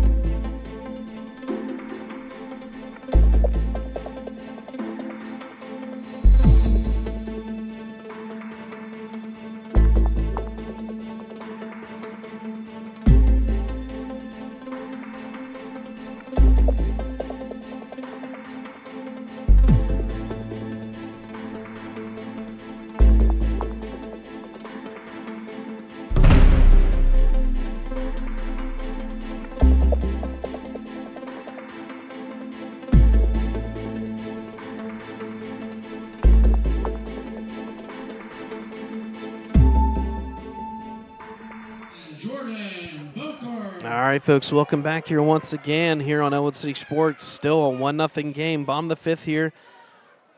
I'll bring up Jordan Boker. Got to get something going here. The mayor of Ellwood City is calling him right now and saying, give me a hit. Punched right back through the middle. Tough play. Throw in time. Wow. My goodness. That was a nice play. I mean, that ball was dying early. Wasn't hit solid. Nope. And didn't even slow it down. It's not like it's grass slowed it down. It got off the end of the barrel there. Yep, give credit to Raiden Shuri, playing it very straight to the point. And one pitch, one out, and that's, I'll tell you what, very efficient outing from Mel. Going to St. Vincent to pitch. Yep. Good pitching battle Matt here. Kelly, 2 pitches, 2 outs. Yep. This is not the way you want to have the inning go for you, folks. Right back there to the dirt line of see first strikes. base. So 2 outs here, and we're going to head back to the top lineup, and things are starting to... No, this is not where you wanted your top of the lineup to be at. You wanted to have some runners on with nobody out here, but, you know, very impatient 2 at-bats there from Boker and Kelly. 2 pitches, 2 outs. That's just 61 pitches, number 62 coming for a ball. Need base runners in the worst way. We are running out of time.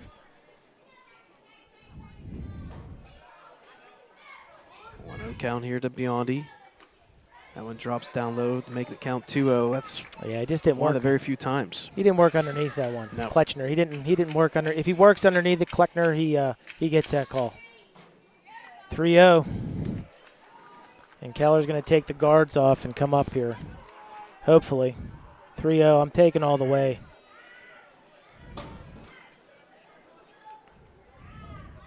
A little break in the action there for Mel on the mound. Takes his glove off. hang it off. Another thing to think about is who is going to come in for relief for Lake here. Yeah. Well, we were just talking about it off the camera. As that one is called strike.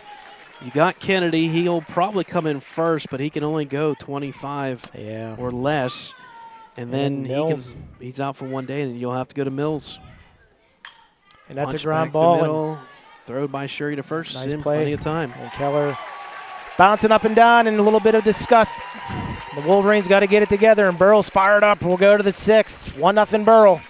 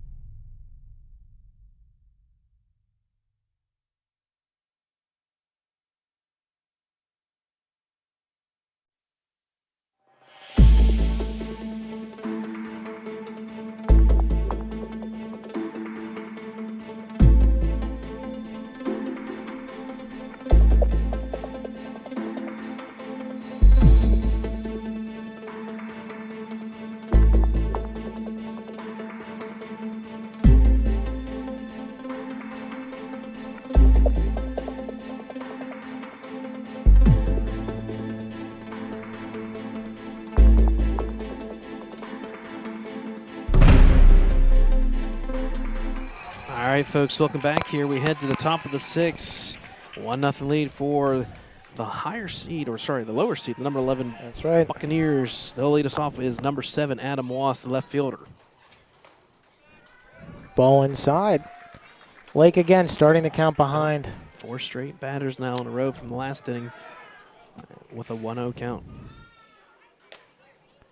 And Lake flirting with 105 here. That was his 91st pitch thrown. He got about, what, 14 more. Yep. Another foul ball. And then somebody's going to have to come in relief. We're expecting probably most likely Kennedy.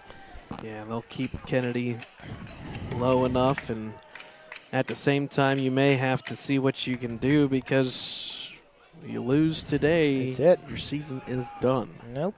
Can't lose. That's a given. Ground ball to Mills. Takes his time, throws over. One away. Nice throw by Mills for the first out of the inning. So that'll bring up the big guy once again, number 24, David Kleckner, the catcher. Doing some rock-solid stuff with Mel on the mound on the flip side of things. Again, both pitchers doing well. It's only 1-0. It's a one-run game, and it just That's right. It's the just expectation right now for the Wolverines is they got to get things going. we talked about it earlier.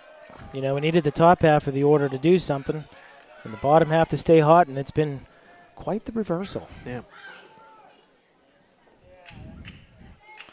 So far, Yeah. everything against Burrell, and hasn't hurt them.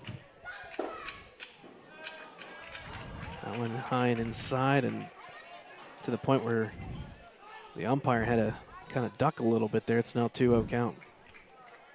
6A head coach of the year, Josh Forbes of the Golden Tornadoes in attendance. The 1 seed in your 6A bracket. Swing and a miss there, makes it count now 2-1. They had a dramatic win last night there at the, was it North Allegheny? Yeah, NA, yeah. 3-2 over Mount Lebanon in the 8th inning. And Keene for Lebo went pretty strong there. Strike 2 on the swing, pops out of Keller's glove.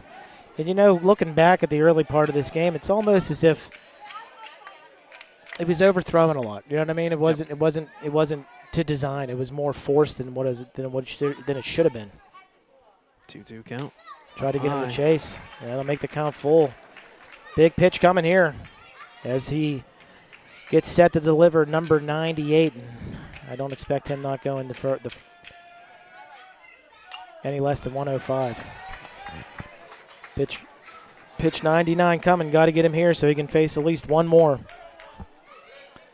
If he doesn't face one more, you're more than likely going to see Kennedy. That'd be my guess, Brad. Yeah, he can technically go to 104. And he got a big strikeout. Big. It's only 2 outs. Lake thought it was 3.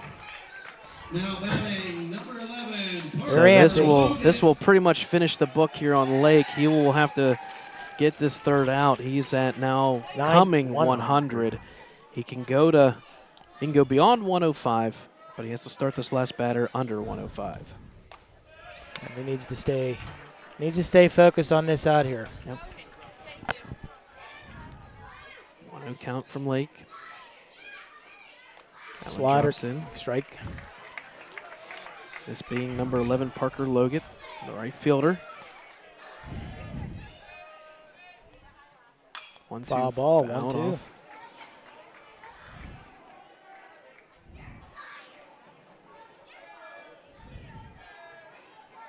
Wolverines trying to get this one to the bottom of the 6th. They got 6 more outs to go on offense.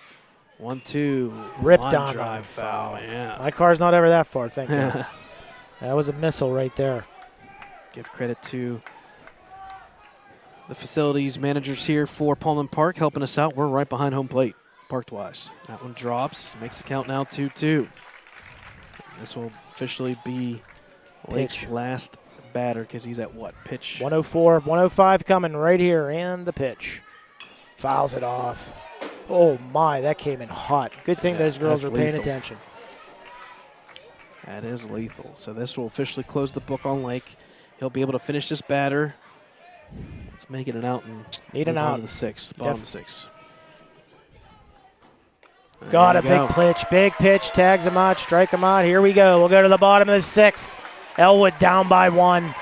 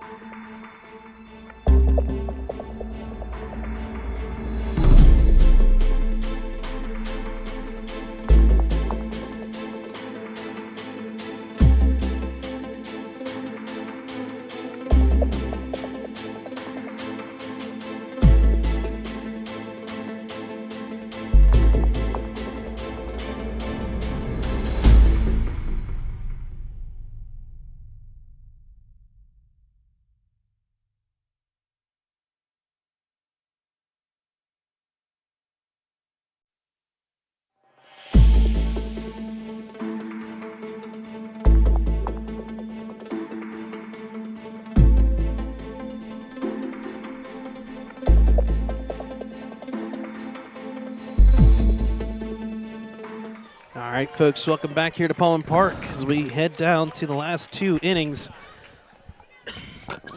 of the game. Ellwood up at the plate, and that'll be number 27, Jordan Keller. Keller 3 for 3, and hopefully that's going to get in the gap, and that's cut off real well. What a nice play by the center fielder to hold it to a single. Keller's fired up, trying to get the dugout into it.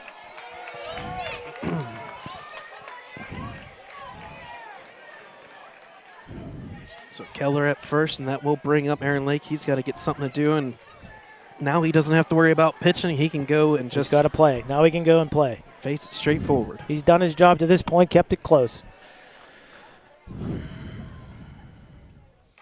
I don't understand that at all. No. At all. Nope. He has 5 home runs. He has a 600 OBP. What in the holy hell are you doing? And I'm going to use the HL double hockey stick there. That's okay. Jesus. If we were off the record, I think more words would be coming between you and me, because that tell you, I do not no understand that at all. The third baseman's bringing. I don't understand. I don't even think he's ever done it in his I career. also don't understand it with Cam Mills behind him, who struck out 2 times already. You have to have him have a bat in his hand. Keller's going on the pitch, fouls it off. Keller would have been there by a mile. That is beyond bonkers to me. Yep. We can't go on the record, folks, of how many times Lake has attempted to bunt, but one time. Yeah, it's just one time. Mind-boggling. 0-2 count. I don't get it. I don't get it. Now you're going to have to see breaking ball, which he was early on. Ball up in the zone. Now he's got to protect. Now he doesn't really have. He doesn't have the ability to be working the count like he would have if he's not showing bunt and trying to bunt a ball at his chest.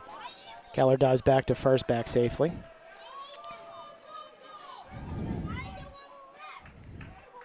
So 1-2 count here. Keller at first, and again, nobody out. Pitch by Mel.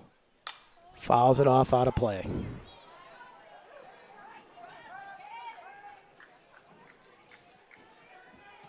You can see on camera there, Braden Mel just nonchalant. You can see it in his chest. He is pumping. His heart's racing a little bit. You could tell he's trying to take some breaths here. Got to take a deep breath here. This is crunch time. Yeah. This is unforeseen territory here from both teams here. Do or die, game on the line, runner on first, nobody out in the pitch. Keller goes, and they got the runner through. Keller's going to look. He's going to test it. He goes to third with the hosed. Throw. No, not out. Oh, wow. Not a good decision to go. Not a good decision at all. The play was right in front of him. I don't understand it. I get it, but I don't. He was out by a mile. He hesitated, and the hesitation got him. I think he needed to hold up there. Yep. And unfortunately, and Keller's mouth, and I caught the little mouth, said he did not touch me. So that'll be the first out of the inning. We still got things to play for here, folks, for the Wolverines. If he's moving, I mean, it was a hit and run. He's got to be going hard. I mean, the play's right in front of him. Yep. So I don't understand it, but again, I get it. 1 out. I get it with Mills coming up. I mean, a fly ball would have scored you, you know what I mean? Yep. Lake at first, 1 out, 1 now out Lake, count. now you're pretty much having to deal Lake having to try to go. Mills at the plate with the 1-0 count.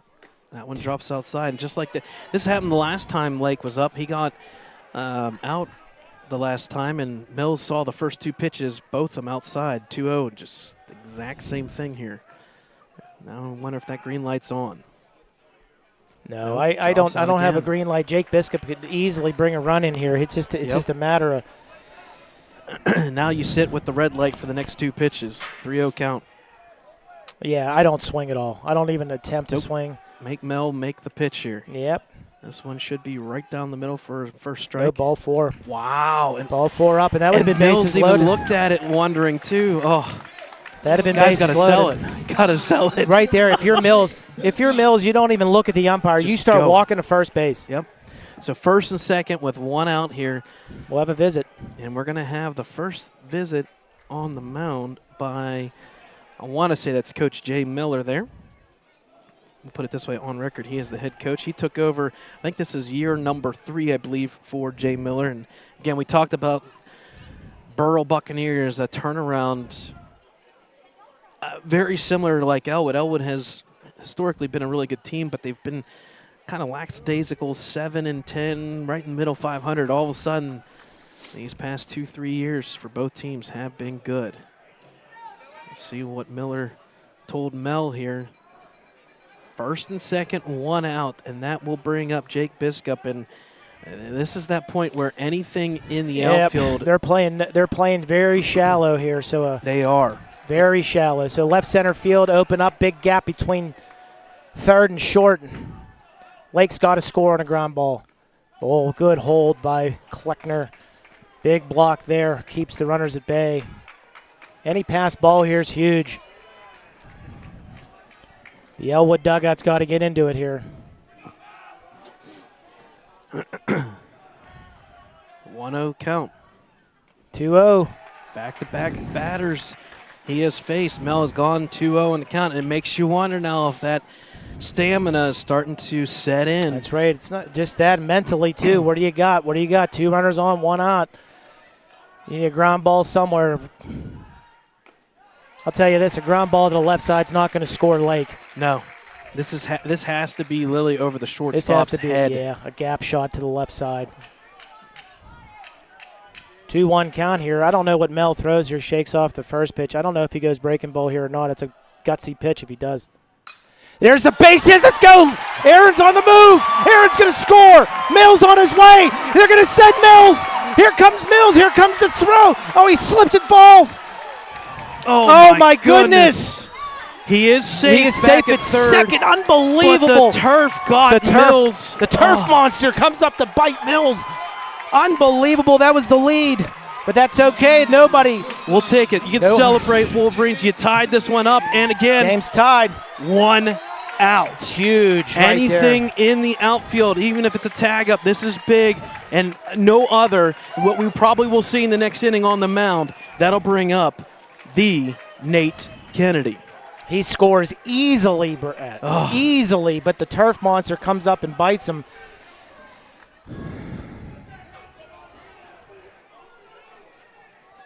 We'll see what Coach Chris Wise is going to do. They're going to do what they're doing here is looks like a courtesy runner, maybe. I don't know if Mills maybe hurt himself on the turn, but we'll see what happens. I think this is actually going to be a pinch runner, I believe.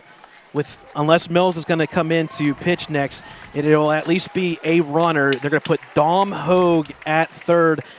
I like this. You got a lot more speed, and that gives Cam Mills time to breathe because I know he was very frustrated. He should have easily scored. Either way, folks, tie ball game, and we move on. That's right. 1 out. Fly Nate ball. Kennedy up. Fly ball takes the lead. You got to put it somewhere, preferably not to the right fielder because. And there it is. Here comes the tag. Dom Hogue. Here we go. This should be deep enough. It's going to be shallow. Caught, made. Here comes the throw to the plate. It is not in time. And the Wolverines take the lead on a sac fly by Nate Kennedy. The Nate in the Kennedy. bottom half of the 6th.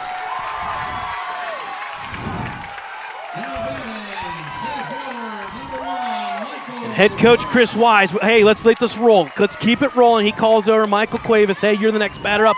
Doing this with 2 outs. We got a runner at third.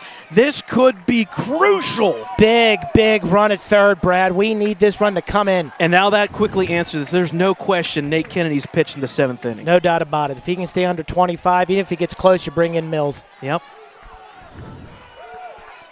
Kleckner trying to calm his troops down, telling them we need one. We need one.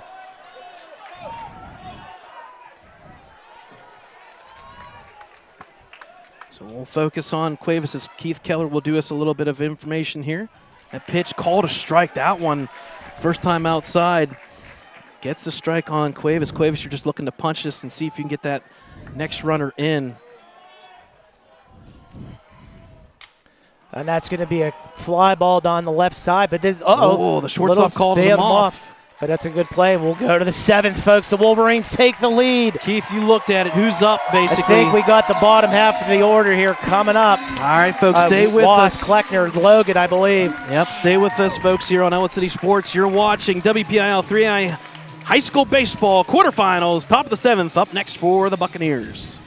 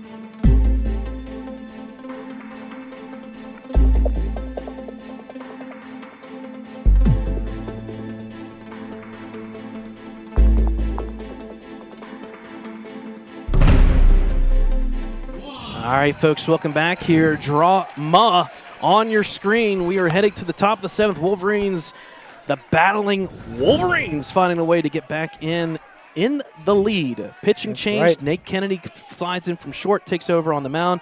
Lake goes to short. We'll see what the Wolverines can do. Buccaneers down to 3 outs. Strike one from Kennedy. You got 8-9-1, Brad, for the Buccaneers. 8-9-1. Ryan Wast, number 12, up at the plate first for the Bucks. That one right there. Oh, my goodness. Kennedy coming in, throwing darts, 0-2 count. Kennedy starting off early. Something that Lake wasn't able to do is get ahead in the count early on.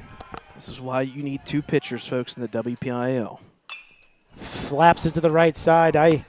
That outside slider scares me, Brad, for obvious reasons. I jam. I'm all about the cam jam. Let's throw it inside. Let's get some Black Betty going here. That's right. That's right. Throw it on the hands. Make the batter try to swing through early. 0-2 count from Kennedy. Oh, got away from him. You don't want to plunk anybody 0-1, 0-2. Especially the umpire. Little slippery there, a little slippery. Yep. Reset here. Wipes his hand, ready to go here. Resets with 1-2 with Keller behind the plate. Holds 2-2. Good AB so far by Wass. Yeah, working the count back even now, 2-2. Kennedy taking a deep breath, wiping the sweat off the palms, trying to gather himself. He's definitely not the only one for the Wolverine faithful. Big pitch coming. Fouls it off. That one was hanging a little bit there. Going back to the slider there. That wasn't a fastball. Yeah, you got to ride Kennedy for 25 or more. That doesn't matter at this point. The nice thing is if you ever do bring in Mills, Kennedy can go to third. You can keep flip-flopping back and forth. So we'll hold that to another situation. 2-2 count. Got away. Inside. Walked him. I have 3-2 count. I have 3-2. It's 3-2. He thought it was 3-2. He thought it was 3-2. That, or I think he maybe thought it hit him. Thought it was 3-2. Yep. Big payoff pitch coming. Had him 0-2. Need to battle back here and just pitch to contact here, Brad. You know what I mean? Yep. Let your fielders make the play. You got Lake at short. Biondi playing solid defense. Mills has been solid all day. Big payoff pitch coming up. Fouls it off to the right side. And here's the thing, too, Keith. Don't want to say it this way, but you do have a 2-1 lead. So there is some wiggle room that you pitch to contact and get the out. I agree. Full count pitch.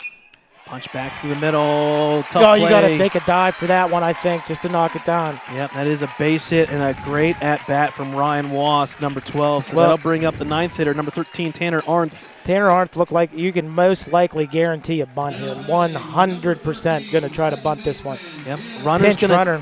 Yep, the runner's going to be taking over as number 6, Nick Virag. He's going to take over at first, so a little bit more speed there. Just enough of that one to get through the hole there. Just enough. Virag now, the runner at first. Kelly holding him on. Kennedy going to go from the stretch here. 9 pitches in. Aaron's definitely going to bunt. That's a great bunt. And that's a great punt. Going to third. He's got him hung up. Wow. Yeah, it's a huge play. Wow. Wow. Unfortunate pinch runner error there. He goes all the way at least 10 feet off the bag. Kennedy fumbles the ball. That's going to go down technically as an error, but he recovers and throws the second base. Gets the out. I like what head coach Chris White says. Stop. Let's use a break here and figure this out. Got to take a break. Yeah, Kennedy needs a rosin bag. Can somebody get the kid a rosin bag? That was a big play right there. You got the top of the order coming, but you know, now what do? You can't bunt, right? You got 2 out. That was a hell of a bunt by Arendt. Dropping that right down the first base line and made Kennedy make a play because Kelly had to hold.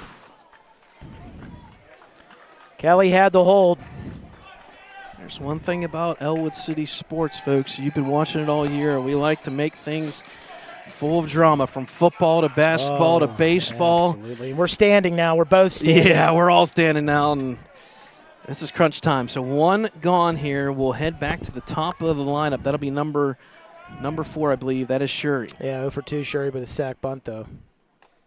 Strike one on the Drops call. in for strike. Strike one on the inside part. Gotta like Kenny working ahead here. That's a base hit down the line. Hooking, that's fair all the way. No, go get it. Jake Biscup looking, and they're going to tie this game up on a double. Yep. That was a fair ball by a mile. Run comes across to tie it up, folks. So drama continues, and a double as well with one gone here. Give credit to the top of the lineup, Raiden Shuri, making things happen, and that'll even this one back up 2-2.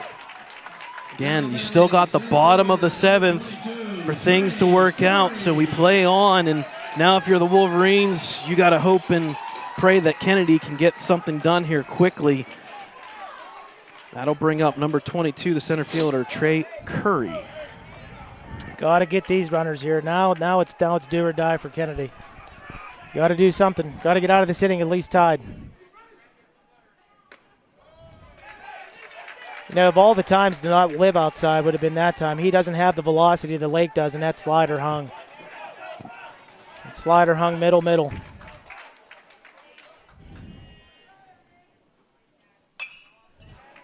See, I would have went fastball there. You know, they didn't throw any fastballs there. Right. They went slider.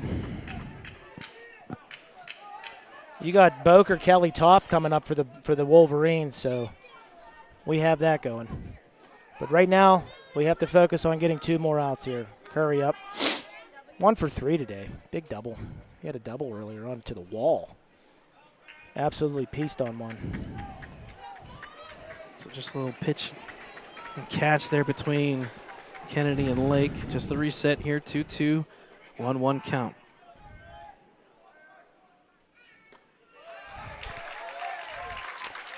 The moisture in the air is very thick. Very thick in the air. We are now calmly, briskly down to 83 degrees. Yeah, on that That helps. On that double down the left field line, regardless if Biscuit thinks it's Just fair gotta or not, go. He's got to go get it. You know what I mean? Ooh, You got to go get reaching it. up high. You Curry. can't hope it's going foul. No, you don't look back. You got to go. And if he throws at home, I mean, that was within 3 to 4 steps at home. Yeah, Kennedy cut it off. I don't think he had him, but You never know. A little hiccup maybe on the turf. Coming around third. 2-2 count now. 2-2 here. Big pitch here. Big pitch coming. Fouls it straight back. Count stays 2-2. Kennedy's going to definitely go. The season's on the line here, folks. Yeah, now there's no, and I indirectly I like that though because there's no uncertainty now. Now it's straightforward. You go and ride with Kennedy, see what he can do. Again, Wolverines still have the bottom of the 7th to do whatever they need to do to punch their ticket. 2-2 count. Oh, way outside. Overthrew that one, yanked it to the outside part of the plate. Big pitch coming. If you are a fan of Nate Kennedy, you know the motion of this kid. It is straight-faced all the time. Guarantee that is what he's thinking right now. Keep everything to the book, and we call time. Call. Wow. Curry in the late time call, granted. Just add more drama to the mix. Kennedy takes his time there, wipes his hand on the turf there, resets 2 score. Full count pitch here with 1 out. Base hit, going to be a double. Barbario not playing the line. Another double by Burrell, and they take the lead in the 7th. Another hanging slider by Kennedy.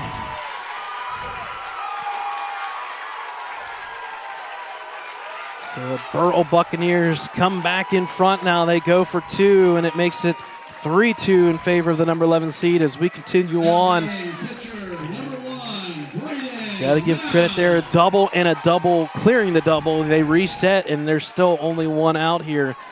And now this is trouble here for Ellwood City. Now the question is, they're going to walk Mel to try to set up the double play. Yep. But what do you do here? You know, is Mel going to come in and try to finish it? Because he doesn't have very many pitches. Mel at 83. Got to make things very interesting going forward here. And you know what? You got to walk him, but then again, You're basically saying if you're going to beat us, go beat us. Yeah, Sheftick was seeing bigger velocity here from Lake, and you got Kennedy on the mound that's thrown in the mid-80s maybe on a good fastball.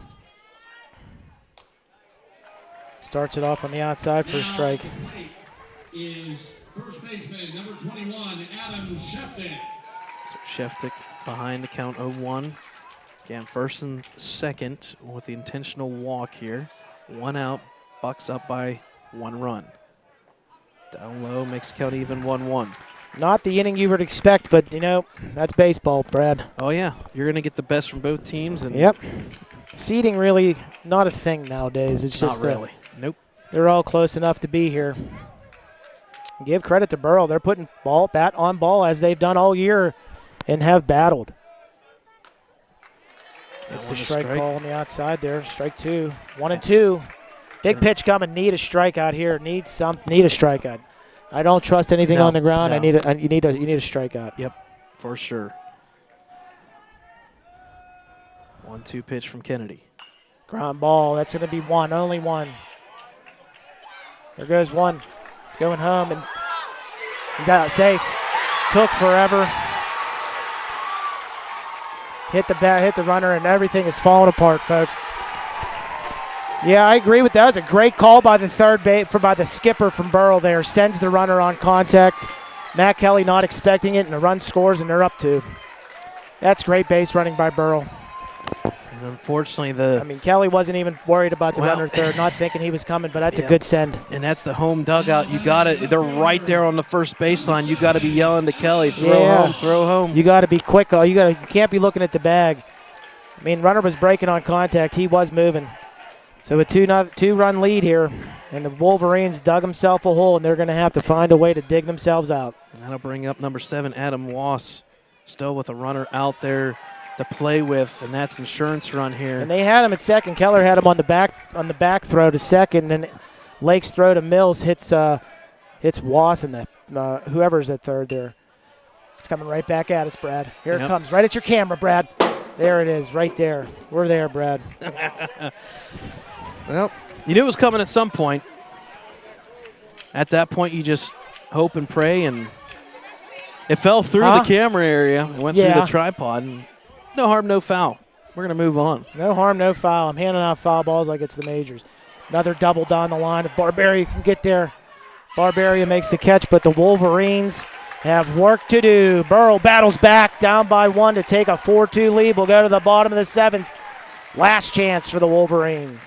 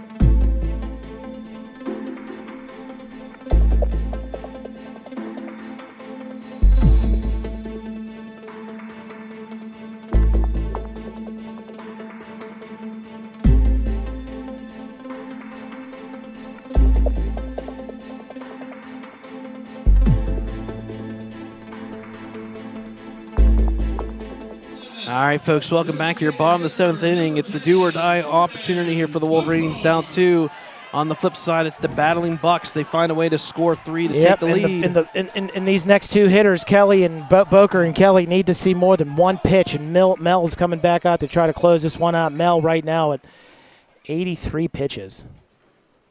And Boker looks at strike one, breaking ball. And that pitch has been working all day for Mel. Boker's just got to find a way to get on one way or another. That's low. Yep, definitely And a little the bit of Burrell dip there. faithful wanted that call.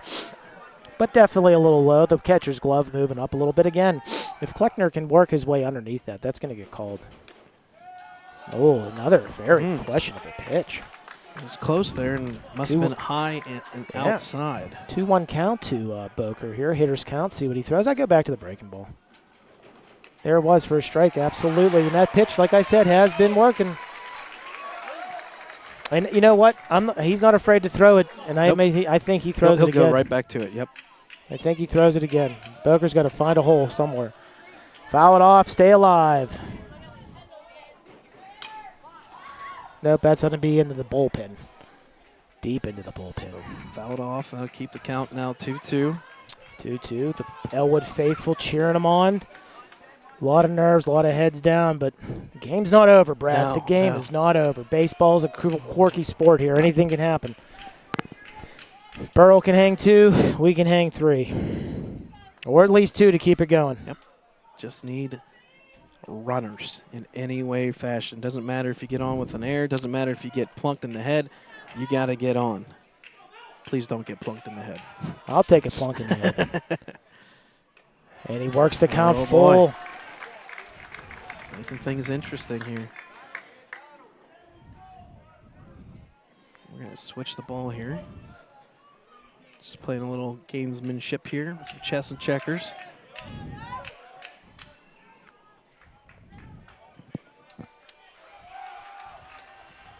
Three-two pitch. Base hit down the fifth field This line. could be a double. No, it's another nice it's going to play. be cut off by the fielder. Yep. Either way, Good though, play. you need base runners, and Boker gets it done. That's a heck of a play by the left fielder there, Adam Wass.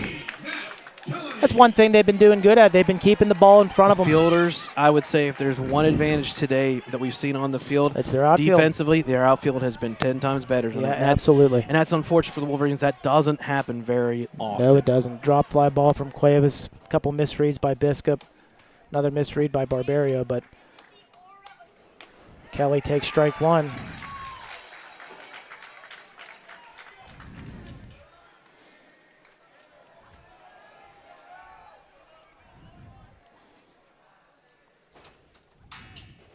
Bounces it, and that ball's going to get away, and Boker's going to advance to second. And that's why if you're a Bucks fan, that the fourth run was huge. Huge. Big, beautiful run. Give me Kelly line drive over the head of second baseman. I mean, I'll take anything at this point. A walk Gotta would get be runners. super. I'll take plunk in the head. Plunk in the head. Or a You were finger just that's against not that. really good. That Okay, one gets nope, past, but but we're going good to hold by Kleckner. Yep. Makes the count, though. 2-1 in favor of Kelly. And they did have somebody warming up. Unfortunately, they just came in, so I didn't catch the numbers. I did not see it either. Burrell doesn't have numbers on the front of the jersey because of the pinstripes. Got to like the pinstripes. I don't like the pinstripes. I don't like pinstripes. 2-1 count, 3-1 count now to boy. Kelly. This is big time. And they're going to come out and talk to him Yep. at the 3-1 count. I don't know if I come out and talk 3-1, to be honest with you.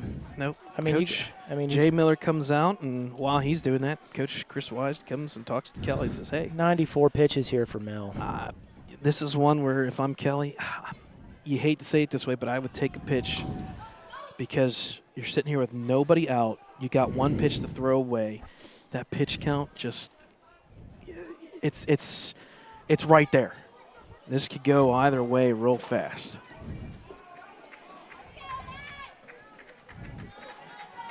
Kelly did not start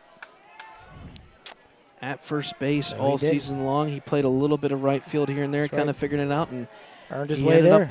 He earned his way, and we'll see if he can earn Big something 3-1 here. count here. To be honest with you, if you do walk him, it sets up the double play. But a great breaking ball for a strike at a 3-1 breaking ball. It's a hell of a pitch to throw down 3-1. But again, that's been working the whole time. And walks him, ball 4, and the ball gets away, and Boker's going to be at third. I would have said, Wow. You know what I mean? And this is being done, folks, with no outs. That'll bring up the top of the lineup, number 2, Gino Biondi, and all he needs is something poked in the field of play. Yeah, I can see Mel coming out here. I don't think they're going to. Yep. I don't think they're going to go to him. I think we're going to see a pinch I think we're going to see a runner. change. Yeah, we're going to see a pinch runner, Carlo Nardone. Yeah, I think we're going to get And I Carlo think we're gonna Nardone get a at first, pitching and then change. you may have a pitching change as well. Yep. Hell of an outing Boom. by left fielder. Left fielder is going to be number 7, Adam Wass will check in for the battling Buccaneers. Braden Mel. Heck of an outing for that young man. 96 pitches, 2 earned. And this is, And he's put him in a spot to win it, Brad. yep, and this makes things very interesting. Folks, I'm going to say these numbers knowing that this is on max preps. If it is number 7, Adam Wass coming in, he's 0-2 with a 6.66 ERA, 13 2/3 pitched, 17 hits, 18 runs, 13 earned runs, 13 walks, 15 strikeouts with a 274 OBA. That is via max preps and game changer. So very interesting, and there's a lot of options here for Burrell to go to, but it's a question of who do you go to. I know Colton Whitlock was somebody that Burrell saw pitch a little bit. Nick Vireg, number 6, pitched a little bit. Ryan Wass pitched number 12 with a 3.23 ERA, so the 2 Wass brothers pitched. And then you've got Adam Sheftick and Tanner Arndt. Those are the pitchers that have pitched on the season for the Buccaneers. While we have this pitching change, folks, donations, we do appreciate it. We were going to mention it now and get it out of the way. A big shout out to the Windhorse family, Kelly Kelly, Matthew Lowther, John Biskup, Aurora Landscape and Design with Devin Hudspeth, Morella Benzik's law firm, Matt Morella there, the Boker family, the Biondi family, and the Tillman Funeral Home. They're making these things happen last night, tonight, and then again, folks, if you're just catching us now, we did get approval for tomorrow's 4 o'clock semifinal for softball. So the season is for sure not done for Ellwood City Sports. We'll be covering that one from Deer Lakes, barring internet. Folks, you know the basketball team was there. The internet was not very good. We're going to do our best. We're going to be there, and we're going to have film either way. Just bear with us. So, again, appreciate Ellwood City Sports fans tuning in. And I know there's a cross-time rival watching right now as well, so we do appreciate everybody tuning in. A big one here from Pullman Park. A beautiful night, and the lights have definitely come out now. And do a game reset. Adam Wass on the mound. First and third, Carlo Nardone came in as a runner. Gino Biondi at the plate, and nobody out. I think you got to send Nardone first pitch. Yes. You got to send him first pitch. Ball 1 up.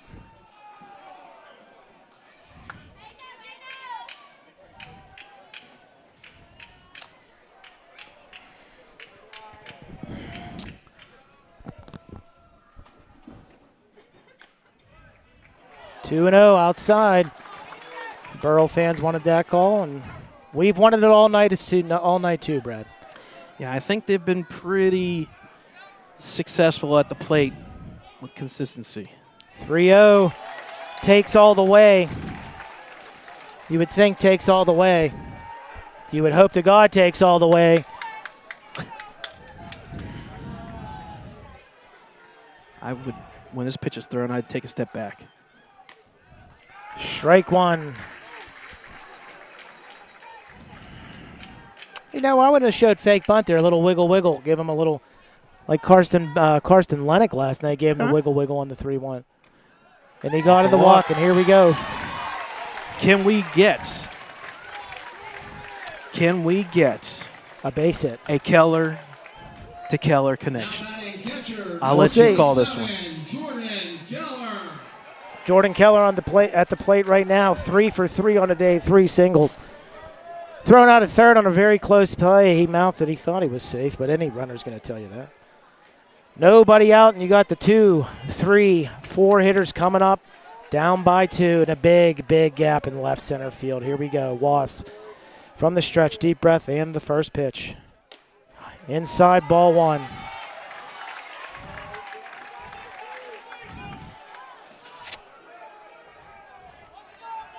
Keller looking for something he can drive somewhere. 2-0. Hitters count. I don't give him a green light here, Brad. I really don't. That doesn't make any sense to me whatsoever. I don't swing at all. 2-0 pitch. Down in the dirt, 3-0. I'm not swinging. That's a take all the way.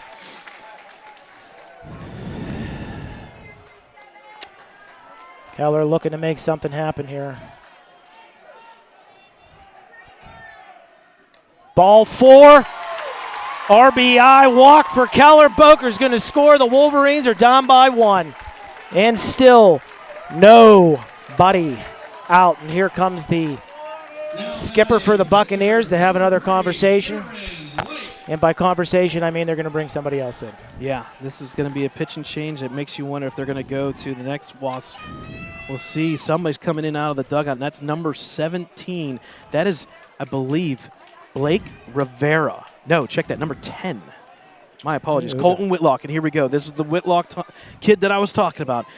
1 and 2, more importantly, though, a 1.75 ERA, 32 innings pitched, 35 hits, 20 runs, only 8 earned, 4 walks, 9 strikeouts at 252. This is basically Burrell's second best pitcher with that 1.75 ERA. Gonna set up some interesting things here. Absolutely, Brad. And I'm not calling anything, no, folks, we're not but saying it's setting anything. everything up for Aaron Lake to kind of give one back. He struggled, and he will be the first one to tell you that it was not his best stuff of the day, No, but he not. got the job done. The Wolverines defense, unfortunately, unraveled a little bit, giving some runs back there. Unfortunately, Kennedy has to come in with a tough position there, but limited the damage to just 2 runs of a lead. And here's the thing, Burrell's got to play shallow. They can't play deep. No, yeah. You got to play shallow because a single maybe beats you with Nardone. It's Nardone now at third. You got, I don't know, Biondi at second with speed. And again, folks, this is doing it all with nobody out. So, you know, if you're the Burrell Bucks, you've got the lead. But right now, the momentum is quickly swinging. I would say it's easily 55-45 right now, and all it takes is one ball, whether it's deep enough, and then all of a sudden everything will change. Wolverines got to be smart on the bases here. Yep, any line drive right in front of you. You got to play it right in front of you. The defense is going to be in for the infield. Play is going to be at the plate. Got to move on contact. No hidden ball tricks or anything. The ball is with the pitcher. I say that because if you're an Ellwood fan, you know that a couple years back, 2012, there was a hidden ball trick right here at Pullman Park. I don't know, man. I'm not a trapeze artist here, but I'm climbing all over these stands. I see that. You are out of your seat. And I'll tell you what, Aaron Lake coming to the plate. No bigger time right here. This is what dreams are made of. Base is loaded. Biondi at second, Nardone at third, Keller at first. The pitch. Strike 1. Got to see what he's going to give you. Fastball away, gets his strike. I don't know about his breaking ball, but I can see him throwing one here, Brad, with Lake being ahead in the count a couple times. Oh, there it was. Way ahead on the breaking ball, 0-2. Infield in for the Buccaneers. Ground ball to the left side may do it. He's just got to sit. He's just got to sit. Fouls it off. Stayed back on that breaking ball. Another breaking ball. I'd go right back to the breaking ball, and be honest with you, Brad. Yep. You know where that's going. It's either going to be a swing and a miss or it's going to be a pop fly somewhere. I'll tell you what, nothing gets you through stressful times like caffeine and nicotine. That's a high fly ball, but this isn't going to be deep enough. You can't run on this one. Nope, absolutely not. Yep, throw on line, and they hold everybody, so that'll just be a one-out pop fly. That left fielder, give him credit. Adam Voss, he was just on the mound. He makes a big play. He's been making plays all night long. Middle infield is going to go to double play depth. They have to go to double play depth. Yep.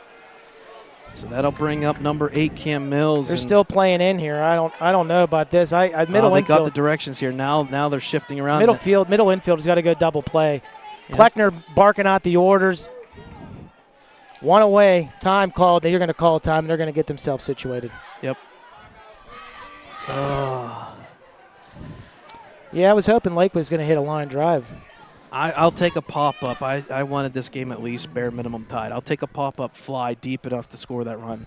It's just here's where Mills has to hit for contact. Yes. Now's the time to hit for contact. If there's a bigger at bat, this is it for him. absolutely no pressure for the sophomore. No. Pressure makes diamonds, Bradley. Oh. Pressure makes diamonds. We'll take a diamond as long as it starts with an H and ends with home. We'll take home. We'll take home. Anything, a base hit here. And the middle infield's still playing in. I don't know about. I mean, you can't sacrifice the run, I suppose. But here comes the 0 pitch, ball high. Came across the inside chest of Mills. 1-0 count here. Center fielder playing real shallow, so something in the gap he's not going to be able to get to. Ball 2. Yep. Whitlock falls behind 2-0. I am not swinging at all, Brad. Nope. At all. Like, not at all. I would, again, take one step, just slide out of the way. 3-0. Oh, boy. Takes all the way. Look down to your third base coach. Yep. Get the sign. He's got the sign. Take 2 pitches back to back. I would love you to literally put the bat inside the glove area. Yep. I like how Mills gets up on the plate. Mills is getting up on the plate, making him force him to make a pitch here. Yep. And that's a great pitch right down the middle. He's going to have to make another one. Yep. Again. But now you got to go. But you can't throw the breaking ball, so you got to think fastball here. 3-1 count from Whitlock. Yeah, the ball is hit over the head of the center fielder, and it's going to tie the game at least. And the game is tied.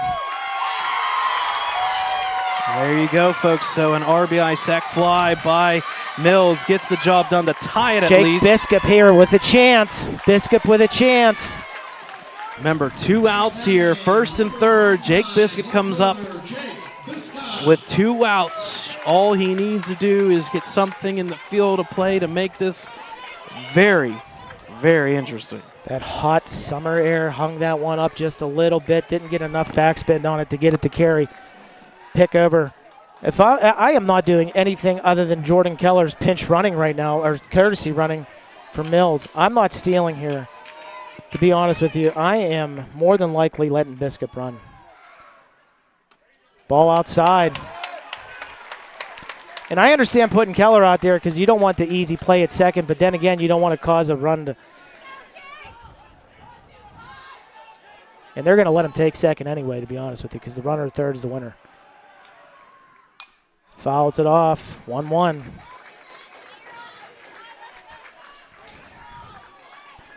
Keller at first, Biondi at third, Biscuit at the plate. 1-1 count, 2 outs, tie game, bottom of the 7th.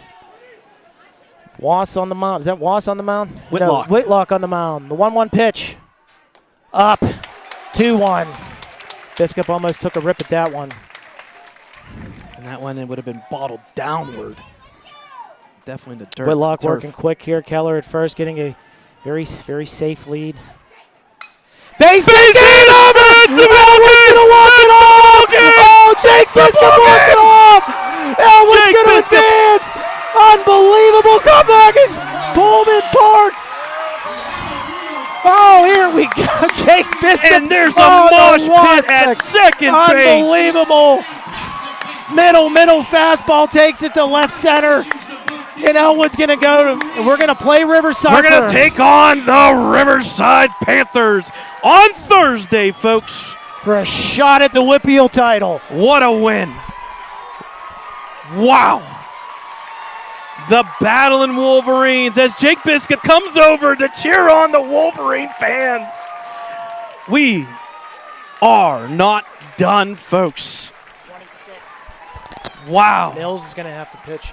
26 pitches, Mr. Forbes. Mr. Clement, thank you very much. Good luck next round, boys. What's that? 26 pitches. Please let me know. Tell me something. If he started that last batter, we'll have Dotson. I guarantee he'll be texting me here shortly. If he started that last batter before 25, it reverts back. What are we looking for? Coach, Coach, we're calling in Gary Rosansky. Miss Morgan Wise coming to the booth. I know you're not the roles expert. Sam 26 Perry. pitches Woo! for Nate Kennedy. If he starts before 25, if I'm correct, that last batter, it reverts back. So I believe Nate Kennedy should be available. We're going to clarify that, and I'm going to try and get James Dotson from Lawrence County Sports Network to cover that. Oh, my. Yeah. So, folks, what we're going to do is we're going to take one timeout here, folks. We'll wrap things up. We'll try to get some clarification, and we'll progress forward. Final score here from Pullman Park, 5-4 Wolverines. We'll take a break. You're watching Ellwood City Sports.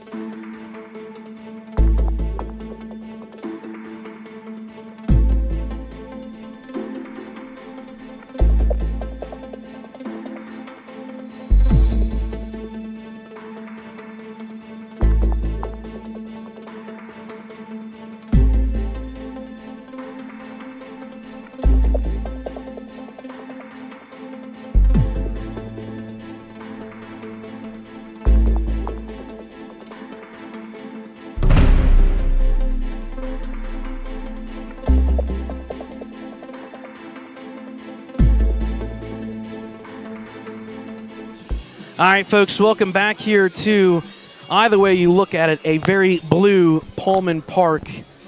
As both teams, the colors were both titled blue, one a baby blue, one a little bit more darker, and unfortunately for tonight, the Wolverines in the dark blue prevail over the Buccaneers. Right. And we want to take a moment. We want to do a big shout-out to head coach Jay Miller. And this battling Buccaneers team is ridiculously good. I mean, Jay Miller in the Buccaneers, what a sound baseball team. Defensively, you couldn't ask for anything better. Their outfielders kept everything in front of them. Mel with an outstanding 96, 98 pitch outing. And, you know, that's just the way baseball goes. And tip your cap to them. I mean, they did everything you asked for as an 11 seed. They came in, they upset Mohawk, and then came here and gave Ellwood all they got. And Burrell's in Section 3. They had to play the likes of Freeport, Mount Pleasant, Yawk, Ligonier Valley. I mean, those are not pushover teams either. It's very similar to Section 1 and Section 4. Very balanced 3A. You kind of got your favorites, the top 4 or 5, and then a bunch of who's going to make a difference. And tonight, I mean, the battling Buccaneers did something. That's right. And you got to tip your cap there. And these are the games where you kind of wish it, even if you lose, it's the semifinals, but it's not. It's the quarterfinals. And you see a lot of the nerves, I think. You start seeing this now in these games. A lot of that section play, you know, unless you're playing for a section title, those nerves aren't really coming into factor, you know, as you come in. Wass comes in with a runner on with runner on first and third, you know, and then, you know, what do you do? You know, you can only do so much. Yep. and give credit to the Wolverine fans. They are still chatting away here. They're near the dugout. They're trying to take everything in, soak it all up. I know the Boker family, we saw them, and everybody here for the Wolverines, including the softball team, everybody is smiling like a butcher's dog. If you're a Thad Sturgeon, that's what you'd be calling right now. And, Keith, we want to do a big shout again to our donations. We move on. We're going to be doing some stuff tomorrow with our donations again for softball, and then, well, Thursday we'll be back at it. That's right. Before we move to Thursday, we'll talk about today's MVP. It's a no-brainer, no doubt about it. Jake the Biskup. And I tell you what, talk about perseverance, Keith. He misplayed a ball in left field. That's right. He got down by looking back on a ball that was fair ball and kind of questioned himself. But you know what? It's called perseverance. And that move from Biskup down from first to fifth in the order has made dividends for him. 380 hitting. Yes. You know, seeing the fastballs, not seeing a lot of off-speed stuff. You know, like we said earlier, Lake not having his best outing of the year. You know, defensively, we've kept it into it. A little bit of base running errors, you know, with Kennedy down the bunt with a nice bunt by Arnott. I believe that's how you pronounce his name, unless I butchered that again. Arnett. But overall, defensively, they stayed in it.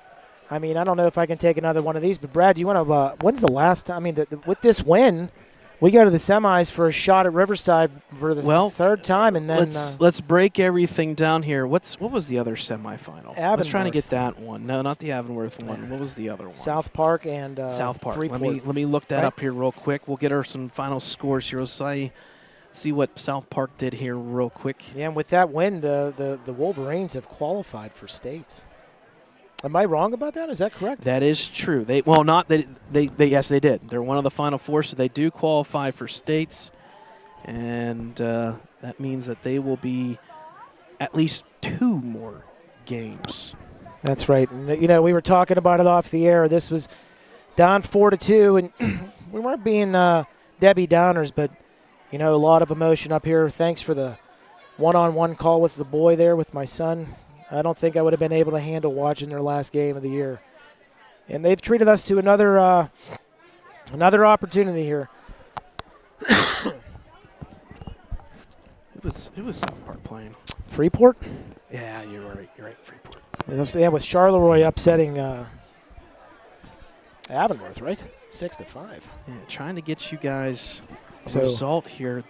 So officially South Park defeated Freeport 4-1. So the final 4 teams, folks, will officially be, and I'll put the bracket, obviously not completed yet, but it'll be number 9 Charleroi taking on number 5 South Park. On the flip side, it will be the crosstown rival, 3.4 miles between the two teams. The Connoquenessing, get your, rowboats out, make that trip. It's the number 7 Riverside Panthers in the Ole Astro event against head coach Chris Wise and the battling Wolverines, the number 3 seed. Charleroi, South Park, Riverside, and Ellwood City. The final 4 teams, all 4 will make playoffs. That means at least another game there, but more importantly, the one that matters the most, I don't care what PIAA says, the one that matters the most is WPIAL's title. That's right. We're down to the final 4, folks. Again, MVP of the day, Jake Biskup, making things happen. Give credit to Aaron Lake. He battled through things. Give credit to Nate Kennedy. That's not an easy way to come in, and the Wolverines found a way to get things done. That's right.